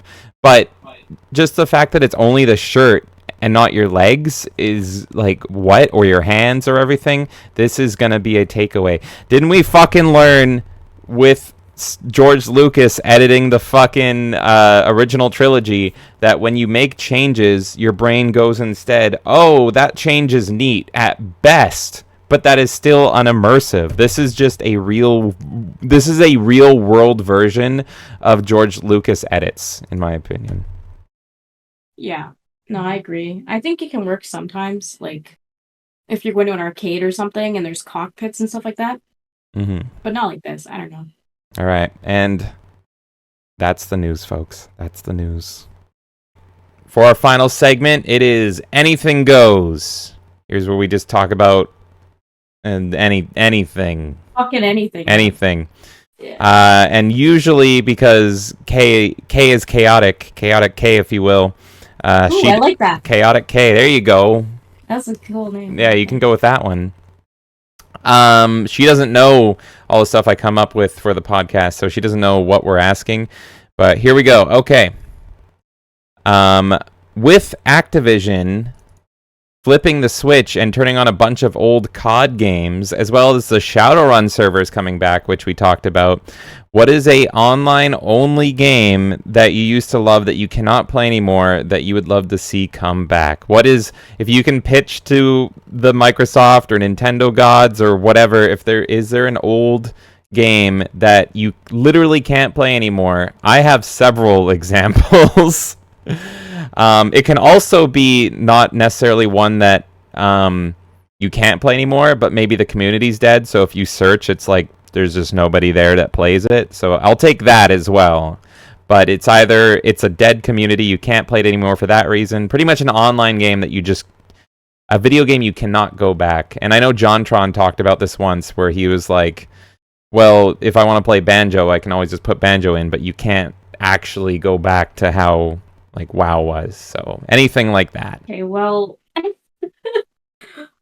my answer to this is pretty much not answering your question. So Okay. I'm going to give my answer, and then I do think that it's worth us discussing this still because I think you and I had very different experiences with gaming, and I feel like you'll have a lot of like good stuff to talk about. Oh, I can think of like 10. So here's the thing: I don't have a game because Not one. No.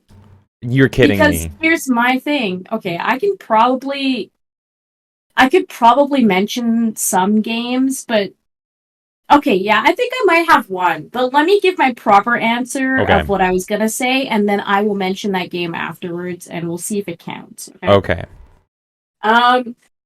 So no, the reason why I would immediately say I don't have an answer to that question, and just to clarify, you're saying a game that had a community around or whatever it might be, or the Switch has been turned offline, and so you want to bring that back essentially. How do we resurrect a game that we played a long time ago with a certain community or a certain Yeah. environment that we can no longer do, It right? has to be a non-single player game, and either the servers have been turned off, it's not accessible anymore, or even if the servers are back on, you hit search or you enter the world and it's completely dead and no one's playing it.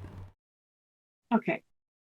Um, I think I'm more on the latter side of it. It's not games necessarily the Switch are off, but more so the community is kind of changed. But I want to go into why I don't have a proper answer for you, and that's because I feel like this has always been my problem with multiplayer games and why I've never invested myself in them. One of two things happens. Either what I mentioned way earlier in the podcast, which is you have people that become experts of these games, and then you try to jump in and have a good time, and you can't because the only people playing the games are the people who have spent like their whole life playing this game, and it's like not necessarily all they do, but they've become a master of their craft.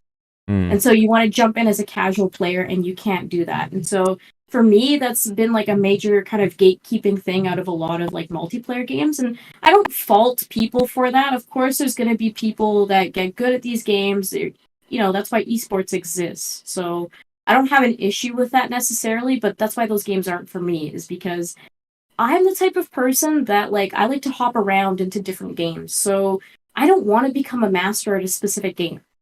I want to be able to go into that game and feel like there's fair matchmaking and that there will be like an even challenge. And I think like you and I have discussed this with fighting games before. We're like, do we want to play Smash Bros with people that are like so significantly better than us that we can't even get one hit in? Is that really enjoying a game? No. Mm-hmm. I like to play Smash Bros with you because you and I are actually pretty evenly matched, I would say, when it comes to that game. But then there's a game like Fight Night Round 3 where you are so much better at that game than me that I hate playing it and you love it. Have people heard the Fight Night stories? Maybe we'll save it. It's got to come up one of these days. Okay. Well, anyways, my point is that like there needs to be a give and take a little bit. And so when you have these games where like people are just so fucking good or like the user base is small, so then it kind of like weeds out all the people that are casual about it. I Yeah. don't enjoy that. So that's why I don't invest myself. And then also just like communities change so significantly. I don't want to rely on a game that like one day the server will just shut down. Right. Why am I paying money for this game if one day you can turn the switch off and I feel like this game has never been mine to begin with? Mm-hmm. And so I know that this argument comes up even with digital games, right? Like, do you really own it? That's why I'm a physical game collector, as we see here, right? Because digital games, like if you don't have the app store to download it from and all that kind of stuff, sometimes you just lose access to that completely. So that's how I feel about multiplayer games as a whole, is that like you're not really given the opportunity to feel like you have ownership over those games. And I try to stay away from those like online multiplayer games. Right. And that's why when you asked that question, I was like, ooh, this is going to be more of a you thing. Mm-hmm. One of my examples is a game you played. I'm very curious to hear that. Maybe It's I'll a very I have multiple examples, but it was one we played together, and it's more of a unique take in this. But yeah, you'll see. Okay. Well, if I were to give you an actual answer, like if I don't cop out and say there's nothing, I used to play a lot of RuneScape when I was younger. That still exists, so I can't say like, oh, I want the Switch to be turned back on because it's literally still a thing.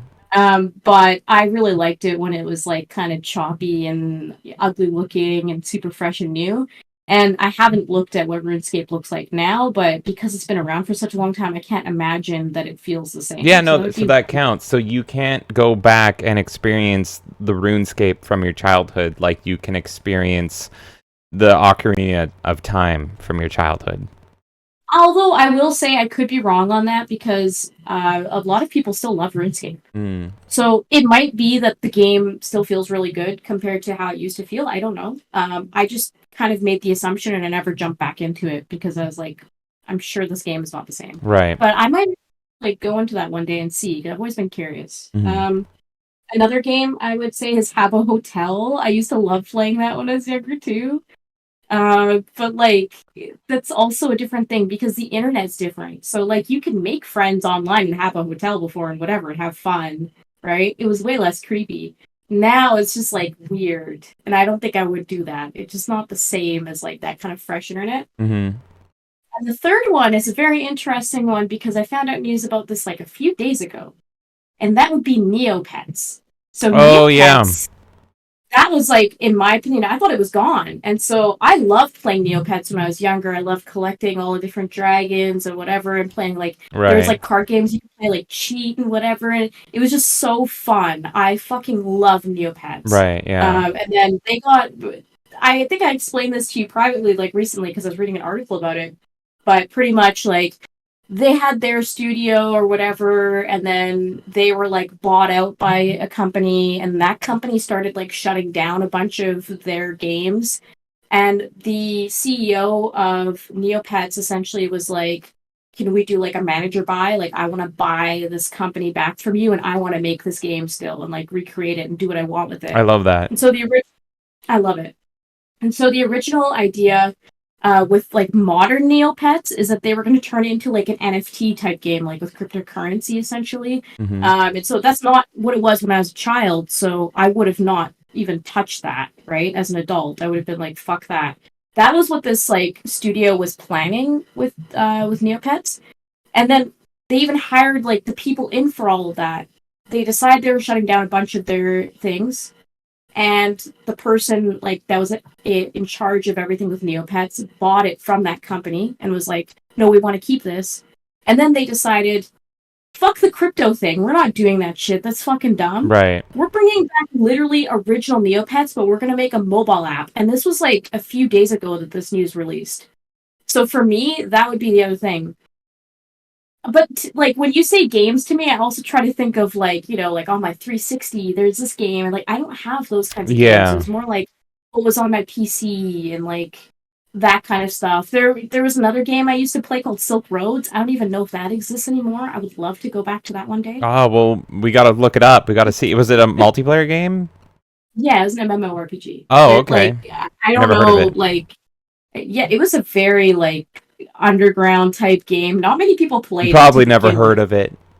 Oh, No, only the there are cool people who kids heard heard of about it. it. But like outside of like me randomly finding it one day and downloading it, I Hmm. knew nothing about it. And even to this day, if you asked me to describe it, I barely could. It was a very generic RPG. Yeah, I'm curious. I want to look that up. I liked it. It kind of felt like Oblivion to me Oh, almost. I okay. liked it. Yeah, but I have no idea if that exists anymore. I don't even know the studio that made it. Like at least with these other games, I could be like, I know who made them. I don't even fucking know.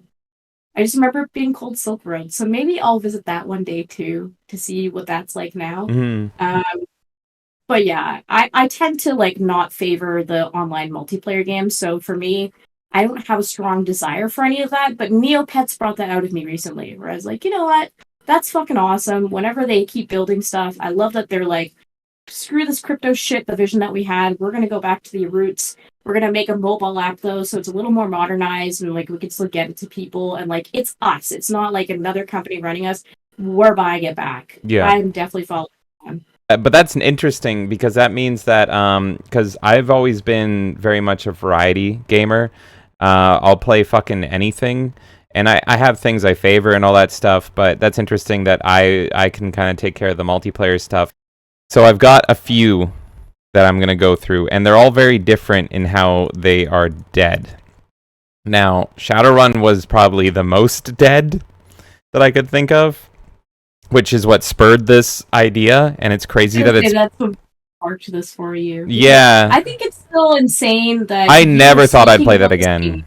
Yeah. Exactly, but that's what blows my mind is I like the logs don't lie. You literally filmed like you did a stream Yeah. and you were just casually talking about this game, and all of us were like, "What is Shadowrun? Okay, I know about like Shadowrun, but like, what is this game you're talking about?" Yeah. You're telling us about it casually. You're like, "Oh yeah, you can make it work online, whatever. It's this whole thing, Windows shit." And then all of a sudden, like 2 weeks later, you're like, "Oh, what the fuck? I It's can actually back play this on my Xbox." right Like, before what I are go the chances? live. Yeah, it was crazy. All right, so Shadowrun probably would have been the only thing I talk about, but it's fucking back, so I'm probably gonna play it right after this stream. But I have a lot more because I made a lot of internet friends over the years playing these online games, and we have a lot of shared memories together. And I can't even remember all the games that we played, but in prepping for this, I thought of some. First one right off the bat, real WoW vanilla. The real World of Warcraft vanilla. Now, let me explain this to you. A few years ago, Blizzard announced that they were coming back with vanilla WoW. I lost my fucking mind. This is the last time I was ever excited for a Blizzard product. World of Warcraft, you can see, it's kind of fuzzy, but in the background behind Kay's shoulder, there's literally a undead warlock, which is what I used to play, figure back there, and I bought that because I wanted the memory of, I spent so many years of my life as a warlock. Man, I literally played WoW on and off since its launch, up until Legion, what was Legion, like 2016? So from like 2004 to 2016, I would be like 1 year off, 1 year on. It was crazy. And then they announced WoW Vanilla, and I went, holy shit. I love Vanilla WoW. And for the record, if you've never played WoW, WoW Vanilla refers to playing World of Warcraft as it was before any expansions. So before Burning Crusade, which came out in 2007, the original incarnation of WoW, because WoW is a completely different game now. It is not at all the same game. It looks pretty similar. It's got some of the same mechanics, but it is a totally different beast. Every time a new expansion comes out, they throw shit at it wildly, and it just totally changes the game, not to mention new developers, new community managers, all this shit. And WoW Vanilla, honestly, was kind of spurred by JonTron, and I mentioned this at the start, but he said, I can play Banjo-Kazooie anytime, I can't go back to Vanilla WoW.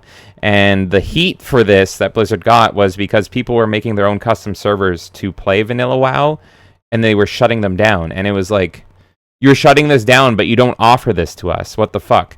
So Blizzard finally decided, we're going to offer you Vanilla WoW. I went nuts. I literally thought, and I said this to my friends, this might be the only game I play for the rest of my life, because I love this game so much.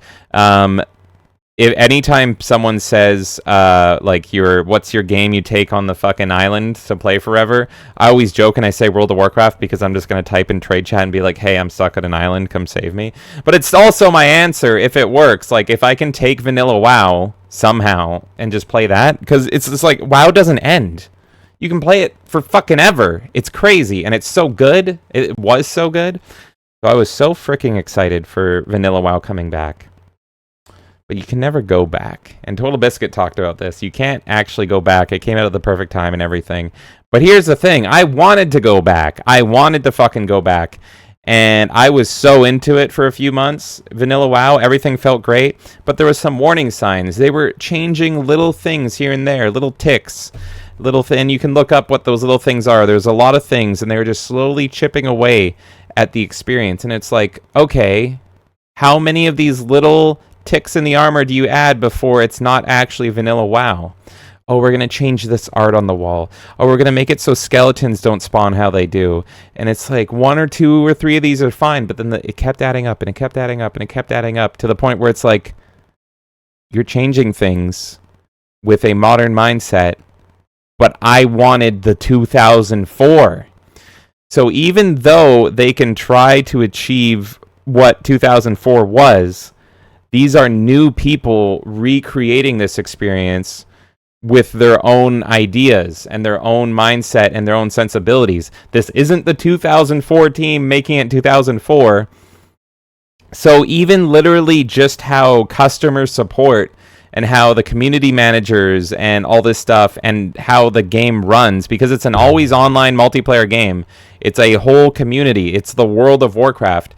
Literally just how people interact with you in the world of Warcraft, just how they talk to you, and just those dynamics made it not WoW. Do you know what I mean? So even though it was like seeing a zombie. It's like those. It's like Pet Cemetery. It's like you resurrected WoW vanilla, but sometimes dead is better. Sometimes dead is better, and it's like a shambling corpse of what it was, and it's like it looks right and it kind of walks right, but there's something wrong there. And that's what WoW vanilla was. Is I went back and one thing led to another, and eventually like everything fell apart, and I had a new guild, and I rose up the ranks, and I was talking to these people every day, just like back in the day, and we were meeting people dynamically, just how we did back in the day.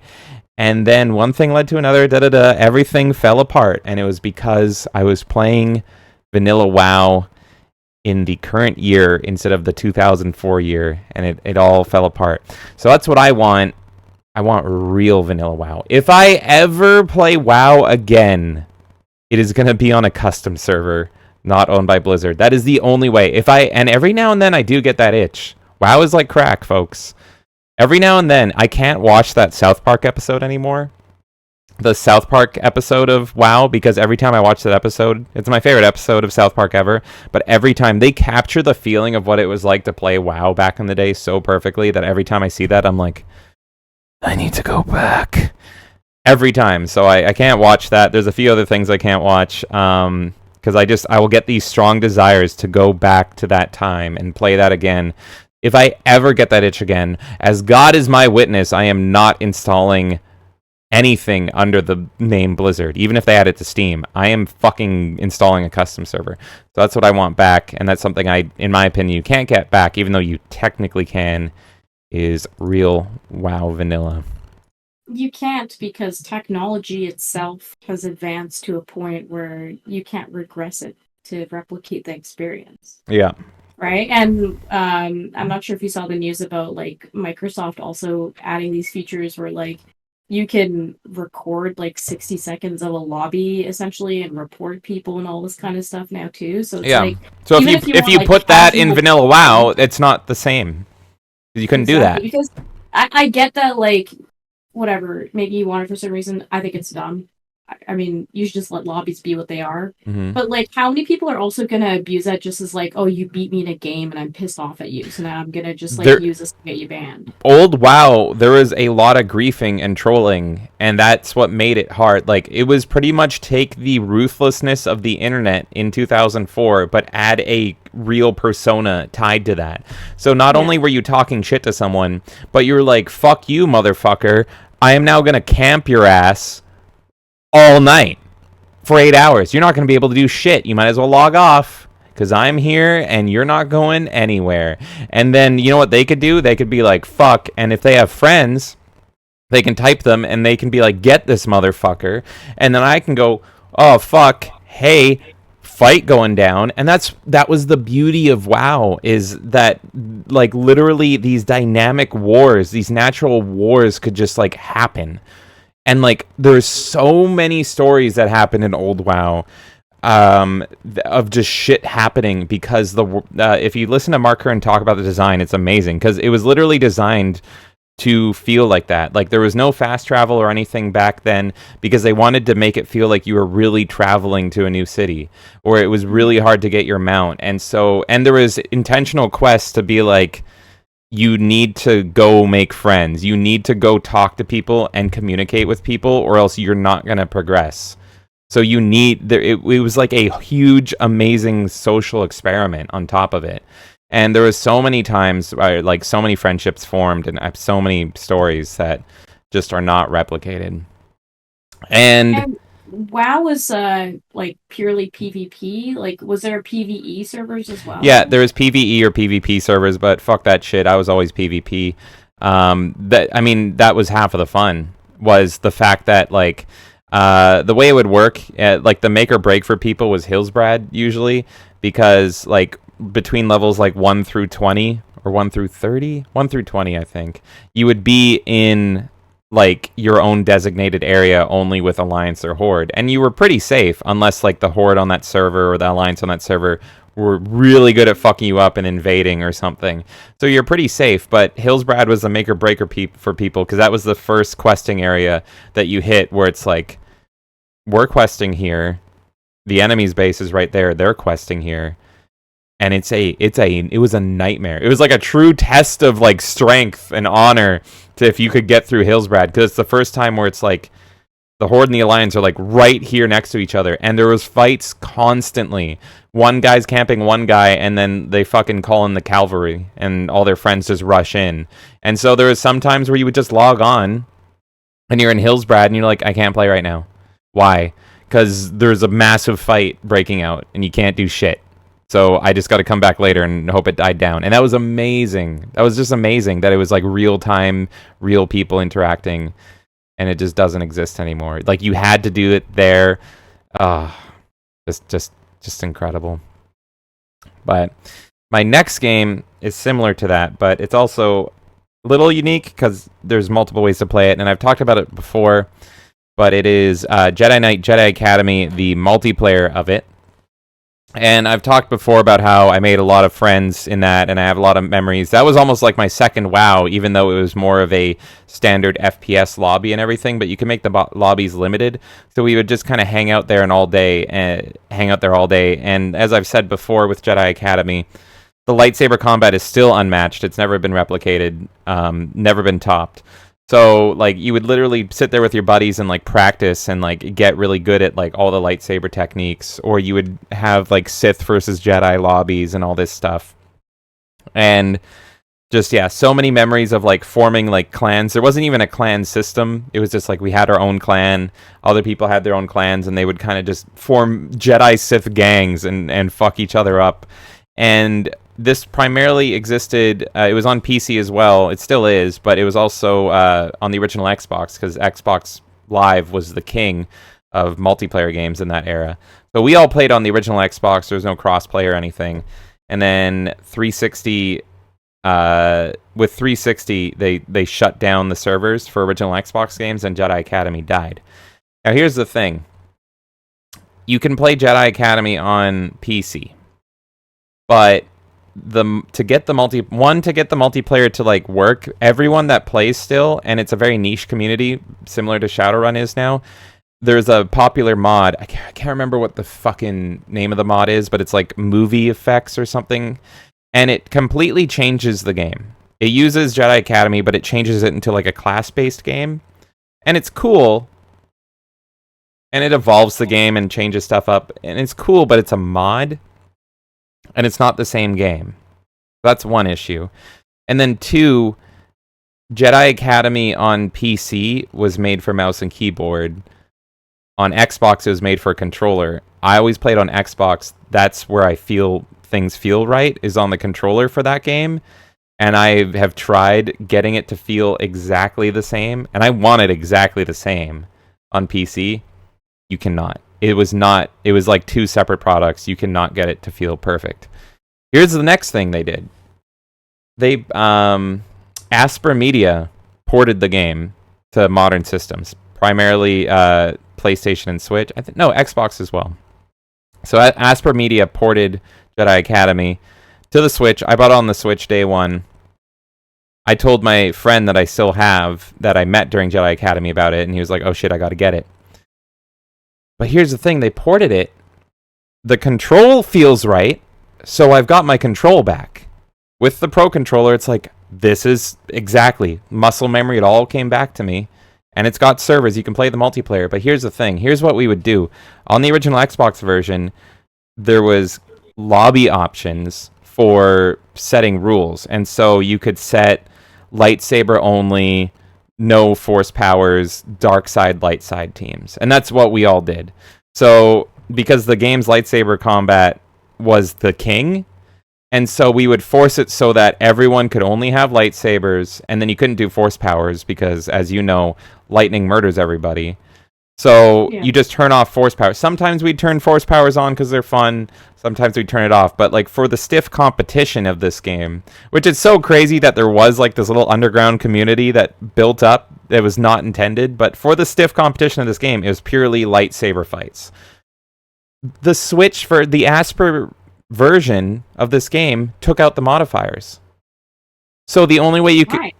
I don't know, and nobody knows. So I was playing the multiplayer, and there was people playing, but I would try to follow the old rules. I'm coming there as like an old guard. Like I used to play this game, right? There was rules. I talked about this when we streamed it on May the 4th. If you there's a taunt button, press X to taunt button. When you see someone else that you want to fight, it was like an unspoken rule that you taunt them and they taunt you. The duel begins. You go. Nobody remembered that rule. All these people that are just buying the game for the first time, nobody knows that. So I'm trying to taunt people, they're already attacking me, and I'm like, okay, whatever. But you can't turn off weapons and force powers. So I'm fighting, and I'm winning, and all this stuff. Suddenly this person pulls out a rocket launcher and blows me away, and I'm like... Or I'm winning, and suddenly they use force drain and they get all their health back, and it's like... It's not the same. And you can't limit that. So I told my friend, it's like, no, it's not the same. But it was still fun-ish. It was just an imperfect thing. But here's what happened next. Those matches on the Switch lasted maybe 2 weeks, and then the game died. Because, like, nobody cared. That's the biggest problem. Exactly. You can't organically build the hype around a game when there's so many different games that are already out in this cycle, and you're expecting somebody to play a game from 10 years ago. Like, there's very rare exceptions. Like, TF2 will always stand the test of time. Oh, man. Always have people playing it. Yeah. But, like, there's small games that just had organic communities because that was the game that was out that month. Yeah. And you can't keep those communities retained to that game anymore. So there's no organic kind of, like, how do you have a game like that anymore? Yeah. The community does, and I think, I don't want to steal one that's on your list, but Depth I played with you. Depth is on my list. Let's talk about Depth next. Okay, well, yeah, Depth was one that I had a really great time playing with you. There you go. There, you're on the board here. Depth is on my list. But I don't care. I'm not like, I need Depth back. I care. I need Depth back. Let me explain Depth here. By the way, I love Jedi Academy so much. My God. Every time I talk about it, I'm just like, this game. But anyway, so Depth. I talked about this in our Discord recently. I love asymmetrical multiplayer games. I love them. And there's 3 problems with asymmetrical multiplayer games, which, by the way, if you don't know that term, it means they're mismatched multiplayer. But they're still balanced. So it will be 4 people against like one big bad guy, usually. That's roughly how it is. And it's so cool because I love co-op games, and so it makes it feels like a competitive co-op game. You're playing with your friends, and it's competitive co-op, and you're going against this big evil motherfucker. But when you're playing solo and your friends aren't available, why would you queue in the co-op? You get to be the big evil motherfucker, and then it feels like a single-player game. And I love asymmetrical games for that. I loved Dead by Daylight. I'm not talking about Dead by Daylight. I'll be here forever. But that's the Dead by Daylight's the most successful asymmetrical horror game. So hey, you know what? I kind of wish Dead by Daylight was how it was when it originally launched. There's a game. Yeah, okay, we can talk about Dead by Daylight as well. There you go. See? You got stuff on the board. So here's the thing. That's what an asymmetrical multiplayer game is. It is 4v1, but it feels like co-op, or it feels like single player against real people. It's a fucking blast. But here's the problem with them. Either they're shit from the start, because it is so fucking hard to balance them. What was that game? Evolve? Shit from the start. It is so hard to balance them and also build a community around these games. Or they are great at one point, and then they turn to shit.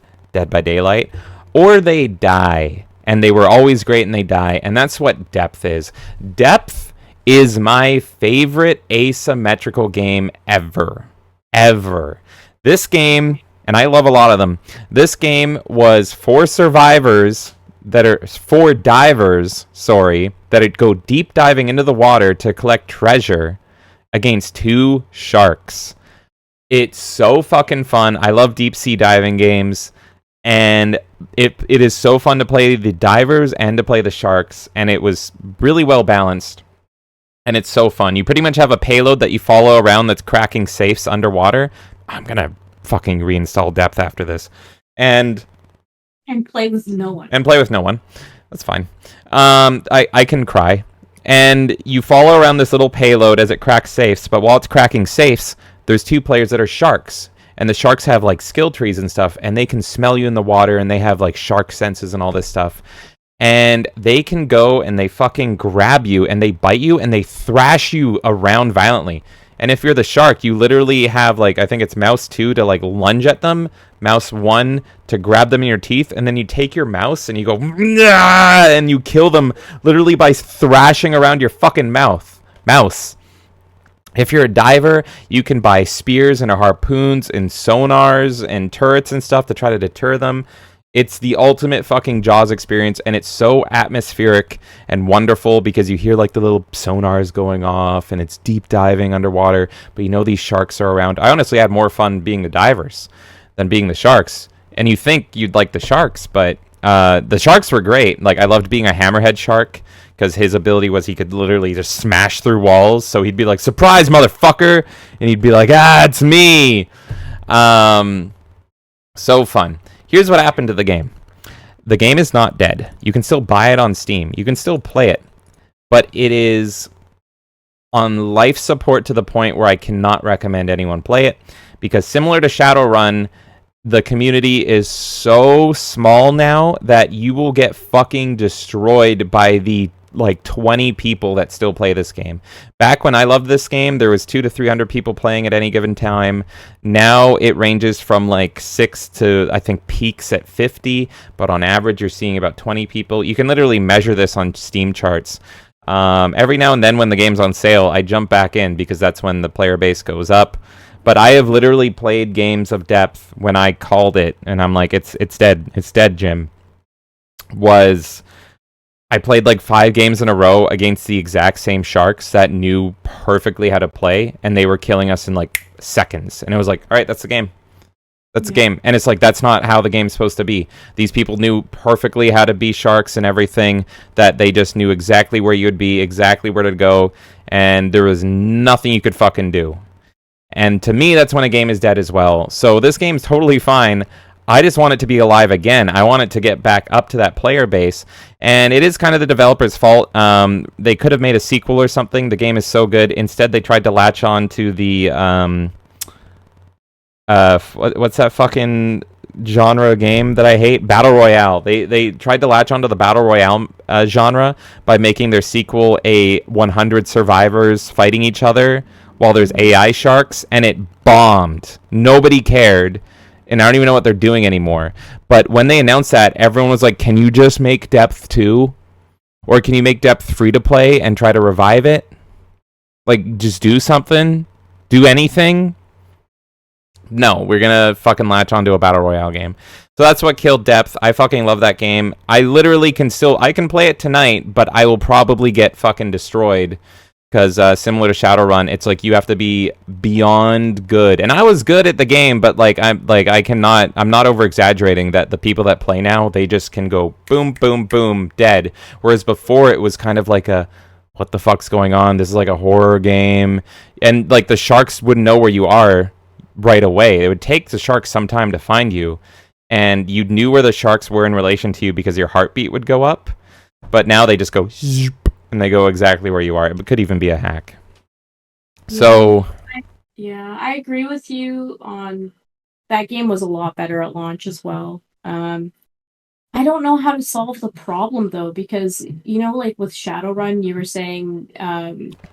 people are saying, don't, like, permanently kill the character or whatever, right? Because we want to encourage people to still play the game. So it's like... Do you have a situation where people are pros and they play at their best, or do you start to restrict things to make it more accessible to people? Like, how do you win either way in that scenario? Yeah. You just need a larger player base. You can't really, like, maneuver it with such a small group of people. Here's my solution for it, and I'm going to be called a hypocrite because one of my other games on this list, I would say actively don't do this. But for this game, for Depth specifically, if I was put in charge, I would say make it free to play, hire a team to only do two things: add new maps, add new shark types, and add a ton of cosmetic content at a premium price. Like a battle pass system? Battle pass, yeah, anything. So free to play totally, have map support, and make it so, like, similar to Deep Rock, the only thing people are paying for is cosmetic content. And you would have to keep it a very minimal thing. You would have to, you would only hire as much as you need. But I think that would pump up the player base. People are talking, another game that I love, because I love a lot of these games. Another game that I love, and we were talking about it in our Discord recently, is Evil Dead the game. And that game is way more new, and that is a asymmetrical horror game, very similar to DBD, even more similar than Depth is. That game is on life support now too, from what I hear. I bought that game full price. I played like 200 hours of Evil Dead. It's crazy. I really liked it. That was my DBD killer, and I just dropped it for a few months. I come back and it's like, oh, it's dead. But now I look, it's on Steam now, too little too late, because they pulled the Epic bullshit that we were talking about previously in the podcast, where, oh, they went on Epic, they took the money, and then nobody bought the game on PC. And now it's on Steam and nobody cares.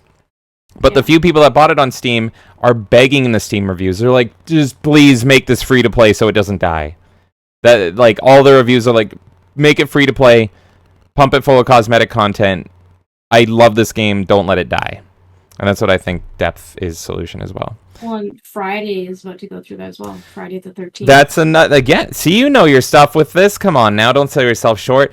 Friday the 13th, that's not even on my list, but that's a perfect example. That game is shutting down, and that is another asymmetrical game that I love, another DBD killer. We went to the panel for that. I was just thinking about that. We were super excited even before launch for that game. We went to the panel. It was super cool. I'm a huge Friday the 13th fan, and Tom Savini was on the panel, so we went pretty much just for that. I just wanted to see Tom Savini in person, and the game's good. Adam Sessler, I'm gonna admit that. Oh no, I forgot he was there. And then I was like, why did I do this to myself? It's got a whole lot. I was a G4 fan back in the day. I'm not a modern Adam Sessler fan, for the record. That was part of it. We're like, Tom Savini's there for you, Adam Sessler's there for me. Let's go to this panel. But the game itself was sweet. Like, it's good. I loved that. The thing that I loved about that panel was, like, I'm not a big, huge horror fan or anything, but I really could see the amount of love that was put into that game. Just what they were talking about, the different, like, outfits and stuff they were doing for him, and like references, and you could just tell that it was like a passion project. They remade like all the cabins like perfectly 1-to-1. The actual game was super jank, but a lot of love went into it. Like I highly recommend, if people, I don't recommend buying it, because the servers are straight up shutting down this October. This is a case of the infamous licensing problems, with Friday the 13th and the rights and all that. Pretty much it boils down to the creator of Jason from Friday the 13th Part 1 arguing with the Jason from the other versions, and like who owns the rights to it, but it's not like the proper incarnation of the character, because he's just like a child in the first one, but then it's the first one and it is him, but then later it's the hockey mask one that everyone knows. It's a fucking mess. It is such a fucking mess, and they don't know how to handle it at all ever, and that's why we haven't had a Friday the 13th movie in so long. But that's why the servers are shutting down. And so I'm definitely going to play it before the servers shut down, and sometime in October. I've got to make sure I don't miss the date. But it's sad too, because like that game, I haven't played it in the past few months, maybe 6 months ago. Mm-hmm. Even then, the game still had its feel of like when it first launched. Like, that community is a very strong community. And it's a large enough one that you don't feel like you're just dealing with experts. I felt like the difficulty felt good. And I might be wrong, but like the game has always been very janky, very broken-y, but you can have fun in it. But from what the charm. But from what I understand, the reason for that is, again, the rights issue. They actually had to stop actively working on the game. So they couldn't even continue working on it, and they had to stop all bug fixing and development on it. And that's why it's forever janky, which also stifled the game. And it's all Friday the 13th right holders' faults. So now this is the final nail in the coffin, where they're like, we're not even allowed to keep the servers up anymore. And it's Yeah. like, oh, it's dead. Okay. So yeah, play Friday the 13th before October. Don't recommend buying it because it's gonna be dead in your fucking digital libraries. But I'm definitely gonna be playing it and installing it before then. It's really sad. And relating to another game, because now we have so many games to talk about, but you mentioned DBD, Dead by Daylight. It's still my most played game on Steam, like over 400 hours. I used to be addicted to Dead by Daylight, but it's kind of similar to WoW. It's not dead. It's still going strong. They're getting Nick Cage as DLC, but I don't play the game anymore because it's not really the same game. And similar to WoW, it's gone through so many changes and so many rebalances and everything. And it's like, I liked it at this point in development, and now it is just not the fucking same experience, and I don't even like it. And every now and then, every like 6 months or so, I get the itch and I reinstall it, and I play like one game and I'm like, no, this wasn't Dead by Daylight. I need Dead by Daylight vanilla, but then they will fuck that up too, right? So that is... It frustrates me so much because the whole model of it is like you just introduce more killers over time in it, which is a good concept in theory, but then you have all these people as survivors that were complaining that the game was too difficult against certain killers. So then they start nerfing the balance on that, and now it's at the point where like you don't even want to be the killer, which is the coolest part of the game. Yeah. Because if you are against a good team of survivors, 10 out of 10, you'll always lose. There's so many problems with the game, but when I was still playing, the issue was they were balancing the game based off of the like rank 1 best in the world players complaints. Yeah. And then it's like, oh, but that's like 1% of the player base.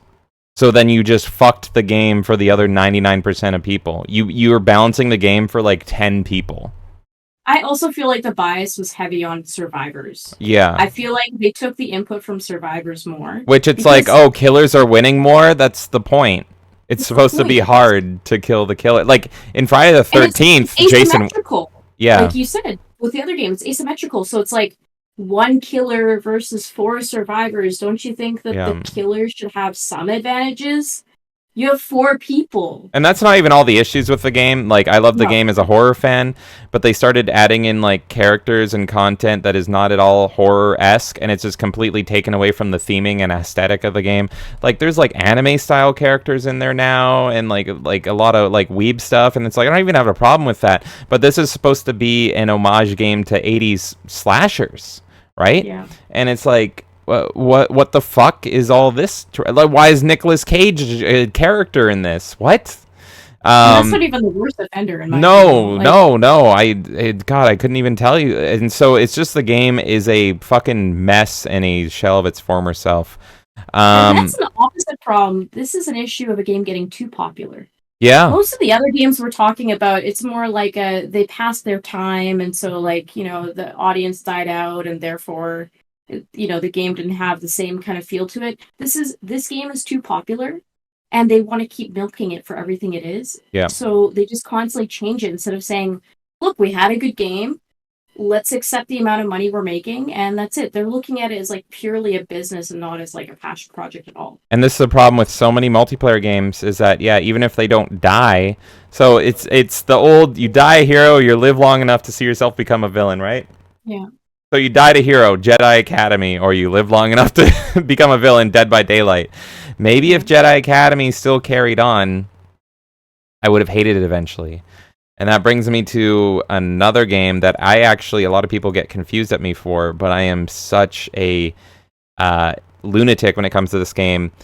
Halo 2 and 3. Halo 2 and 3. The Halo trilogy, but especially 3, but the Halo trilogy are literally in my top 3 games of all time. So many memories. I can't talk about Halo enough. You're definitely going to see me stream Halo. But they shut down the servers for the original versions of the game. But there's a collection called the Master Chief Collection that combines Halo 1, 2, and 3, and you can play the multiplayer there. So every time I complain about Halo multiplayer being dead, everyone's like, but what do you mean? Master Chief Collection, right? That's literally just the games? No, it's not. and here's my issue, is when it comes to Halo, I am 100% a perfectionist. So if you play Halo 2 and 3 specifically, if you played a lot of it back in the day, back in my day, back, 2003, 2004, 2005 for like, the Halo, and then 2007 for Halo 3. If you played a lot of it, you know how it's supposed to feel. You know how every movement's supposed to be. You know how every gun is supposed to feel. At least I do. Like, Halo is probably the multiplayer game for me, for competitive multiplayer games. You know how the guns are supposed to feel. You know how the aiming's supposed to feel. You know when your shield is where, what that means, all that stuff. If you are like me in that regard, and you go play the Master Chief Collection, I have a feeling that you'll feel that things are just a little bit off. It's I don't know if it's the servers or it's the porting of them to the new collection or something, or being on modern systems or something, but I can't tell you how many times I've tried to play the Master Chief Collection and I stop because I literally don't want to ruin my memories of the past, because every time I play Halo 2 and 3 specifically multiplayer in the Master Chief Collection, I'm like, that wasn't supposed to happen. That person was supposed to die at this point. The gun's not firing exactly correctly. We hit at this point, therefore we should have died, but then this happened. And that happens constantly, especially with Halo 2. Especially, it feels so fucking off.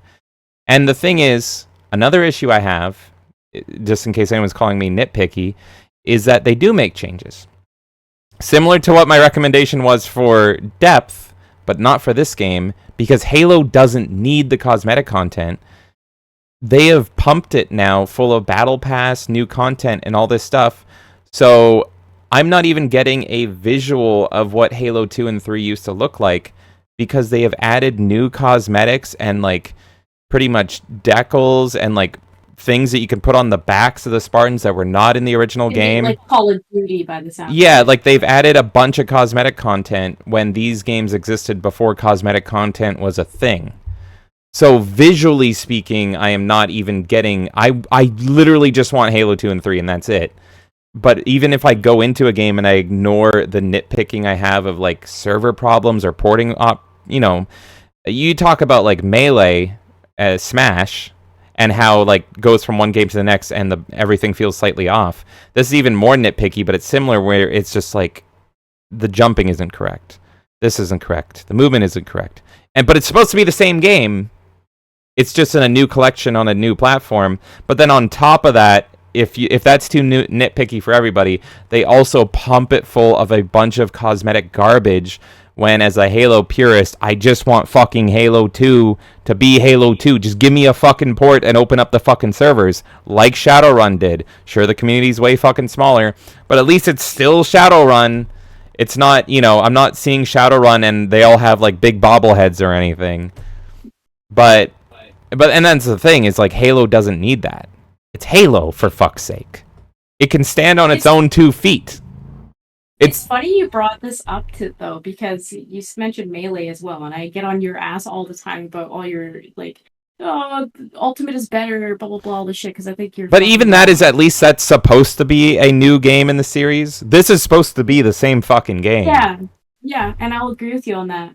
But it's funny that you're talking. I knew this game was coming up, like in your list. A better example would be the fucking Mario All-Stars collection on the Switch, because everyone says they feel off, right? And you tried them. Well, anything, yeah, on the Switch, you cannot play, like, you're talking about, like, Sunshine and all that Sunshine, stuff. 64, and Galaxy. Everyone said, like, the movement's off, and it's something about the emulation over. Mario 64 is unplayable on the Switch. Yeah, that's what Halo 2 and 3 are like in the Master Chief Collection, where things are just one notch off, and as someone that's played the game a lot, it's like, everything's different, and I refuse to play them. This is a good example then, because I have a point with what I was saying. You're mentioning like how like All Stars feels off, but you actually didn't play Mario 64 or Sunshine on their original consoles, correct? Yeah. You just played on the Switch version. Yeah.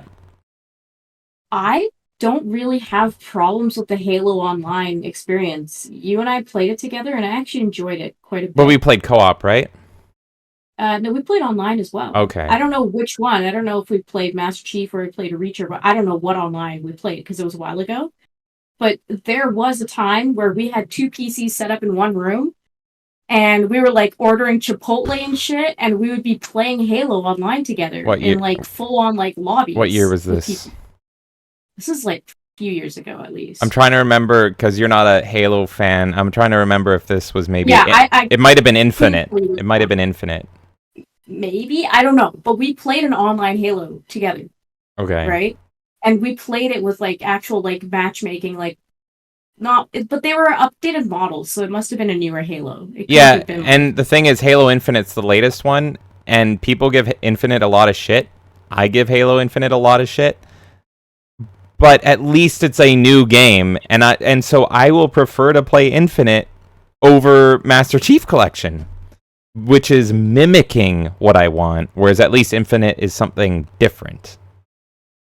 Right, but my point is that I played this online with you, and I had a good time, and I enjoyed it, and I would play more of that. I'm trying to remember what it was. For you were going crazy and ranting about all the stuff that you're saying now.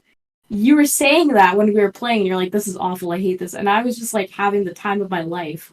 So it was just kind of interesting. It's an ignorance is bliss situation because to me, there was no issues with playing this online. This must have been like maybe 3-4 years ago, is my guess. But yeah, I really enjoyed it personally, and I wouldn't have noticed like all these tiny things that are going on. But if you bring up another game, like you bring up Mario 64 or Sunshine, and I play that on the Switch, I 100% know what you're saying when you're like, "This is shit." I'm like, you handed me the controller for Mario 64, and you're like, "This feels like shit, right?" I'm like, "This is awful. Don't even play this version. You need to go and play like my original copy on the N64. Like, you can't play this here." So I get what you mean by it. It's just funny because to me, I never really grew up on Halo. So I like the new ones too. Not like love them or anything, but I liked the multiplayer online. I didn't have an issue with it. I'm really trying to remember which Halo it was so I can judge appropriately. Depends. That's the thing. It's hard to say because you and I have only played through the co-op of 1 and 2 together, right? I'm on 3. Yeah. Currently. And the co-op in them is fine. Like you won't notice if any issues. You won't notice the issues in the Master Chief Collection against the AI.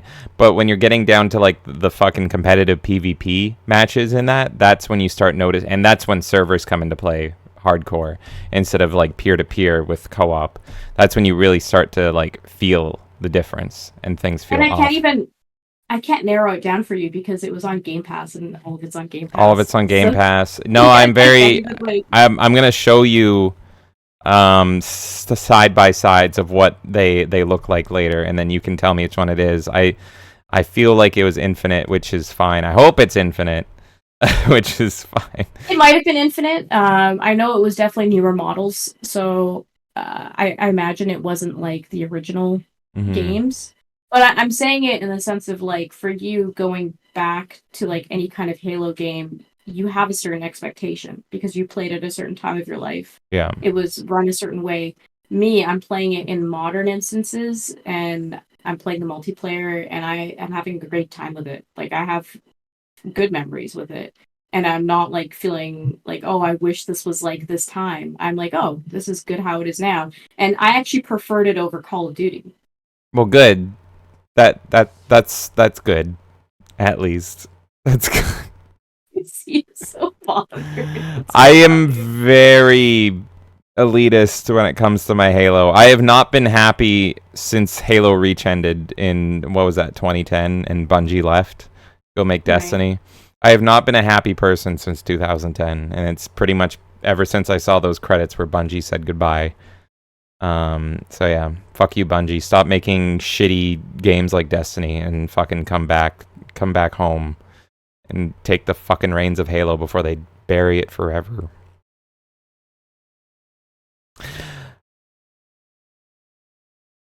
So anyway, I hope you enjoyed.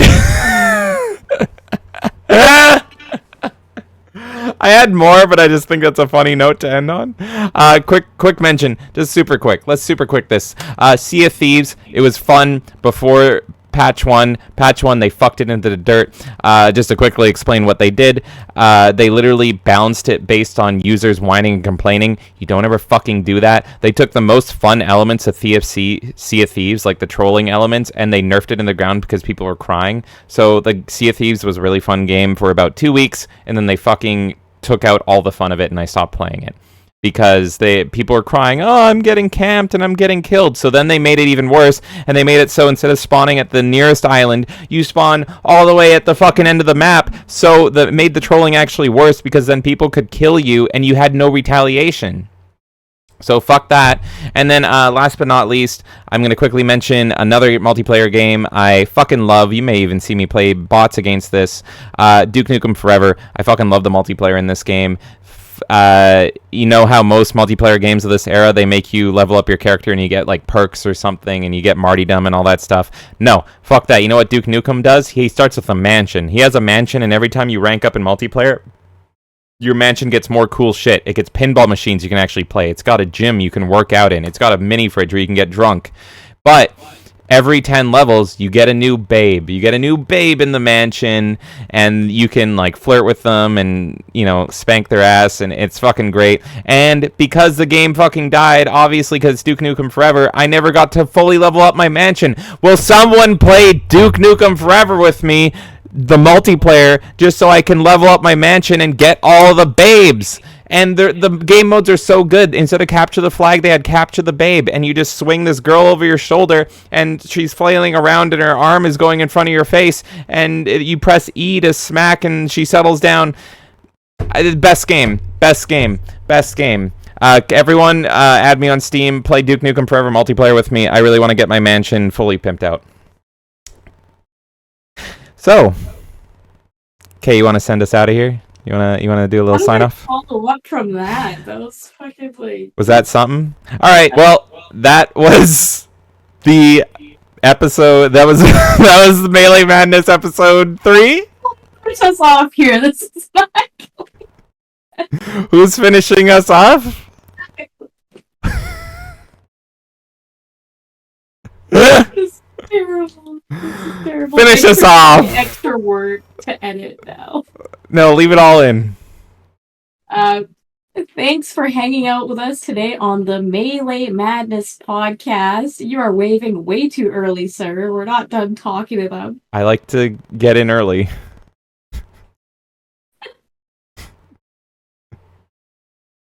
I fucking hate you. I have to edit so much. No, you don't have to edit anything. It's funnier. Leave it all in. Anyways, thanks for hanging out with us on the Melee Madness podcast number 3. Let us know. Let us know. Let us know. You want me to? Why are we so bad at finishing it? What game do you want to return online? Yes. Tell us. Do you agree that Halo is shit now? Probably. Have you played the online? Let me know if you could figure out what online I played that I liked, because I have no fucking clue. But yeah, let us know what games you've been dreaming of that you wish would come back in their former glory. Look at him, he's dreaming, he's praying.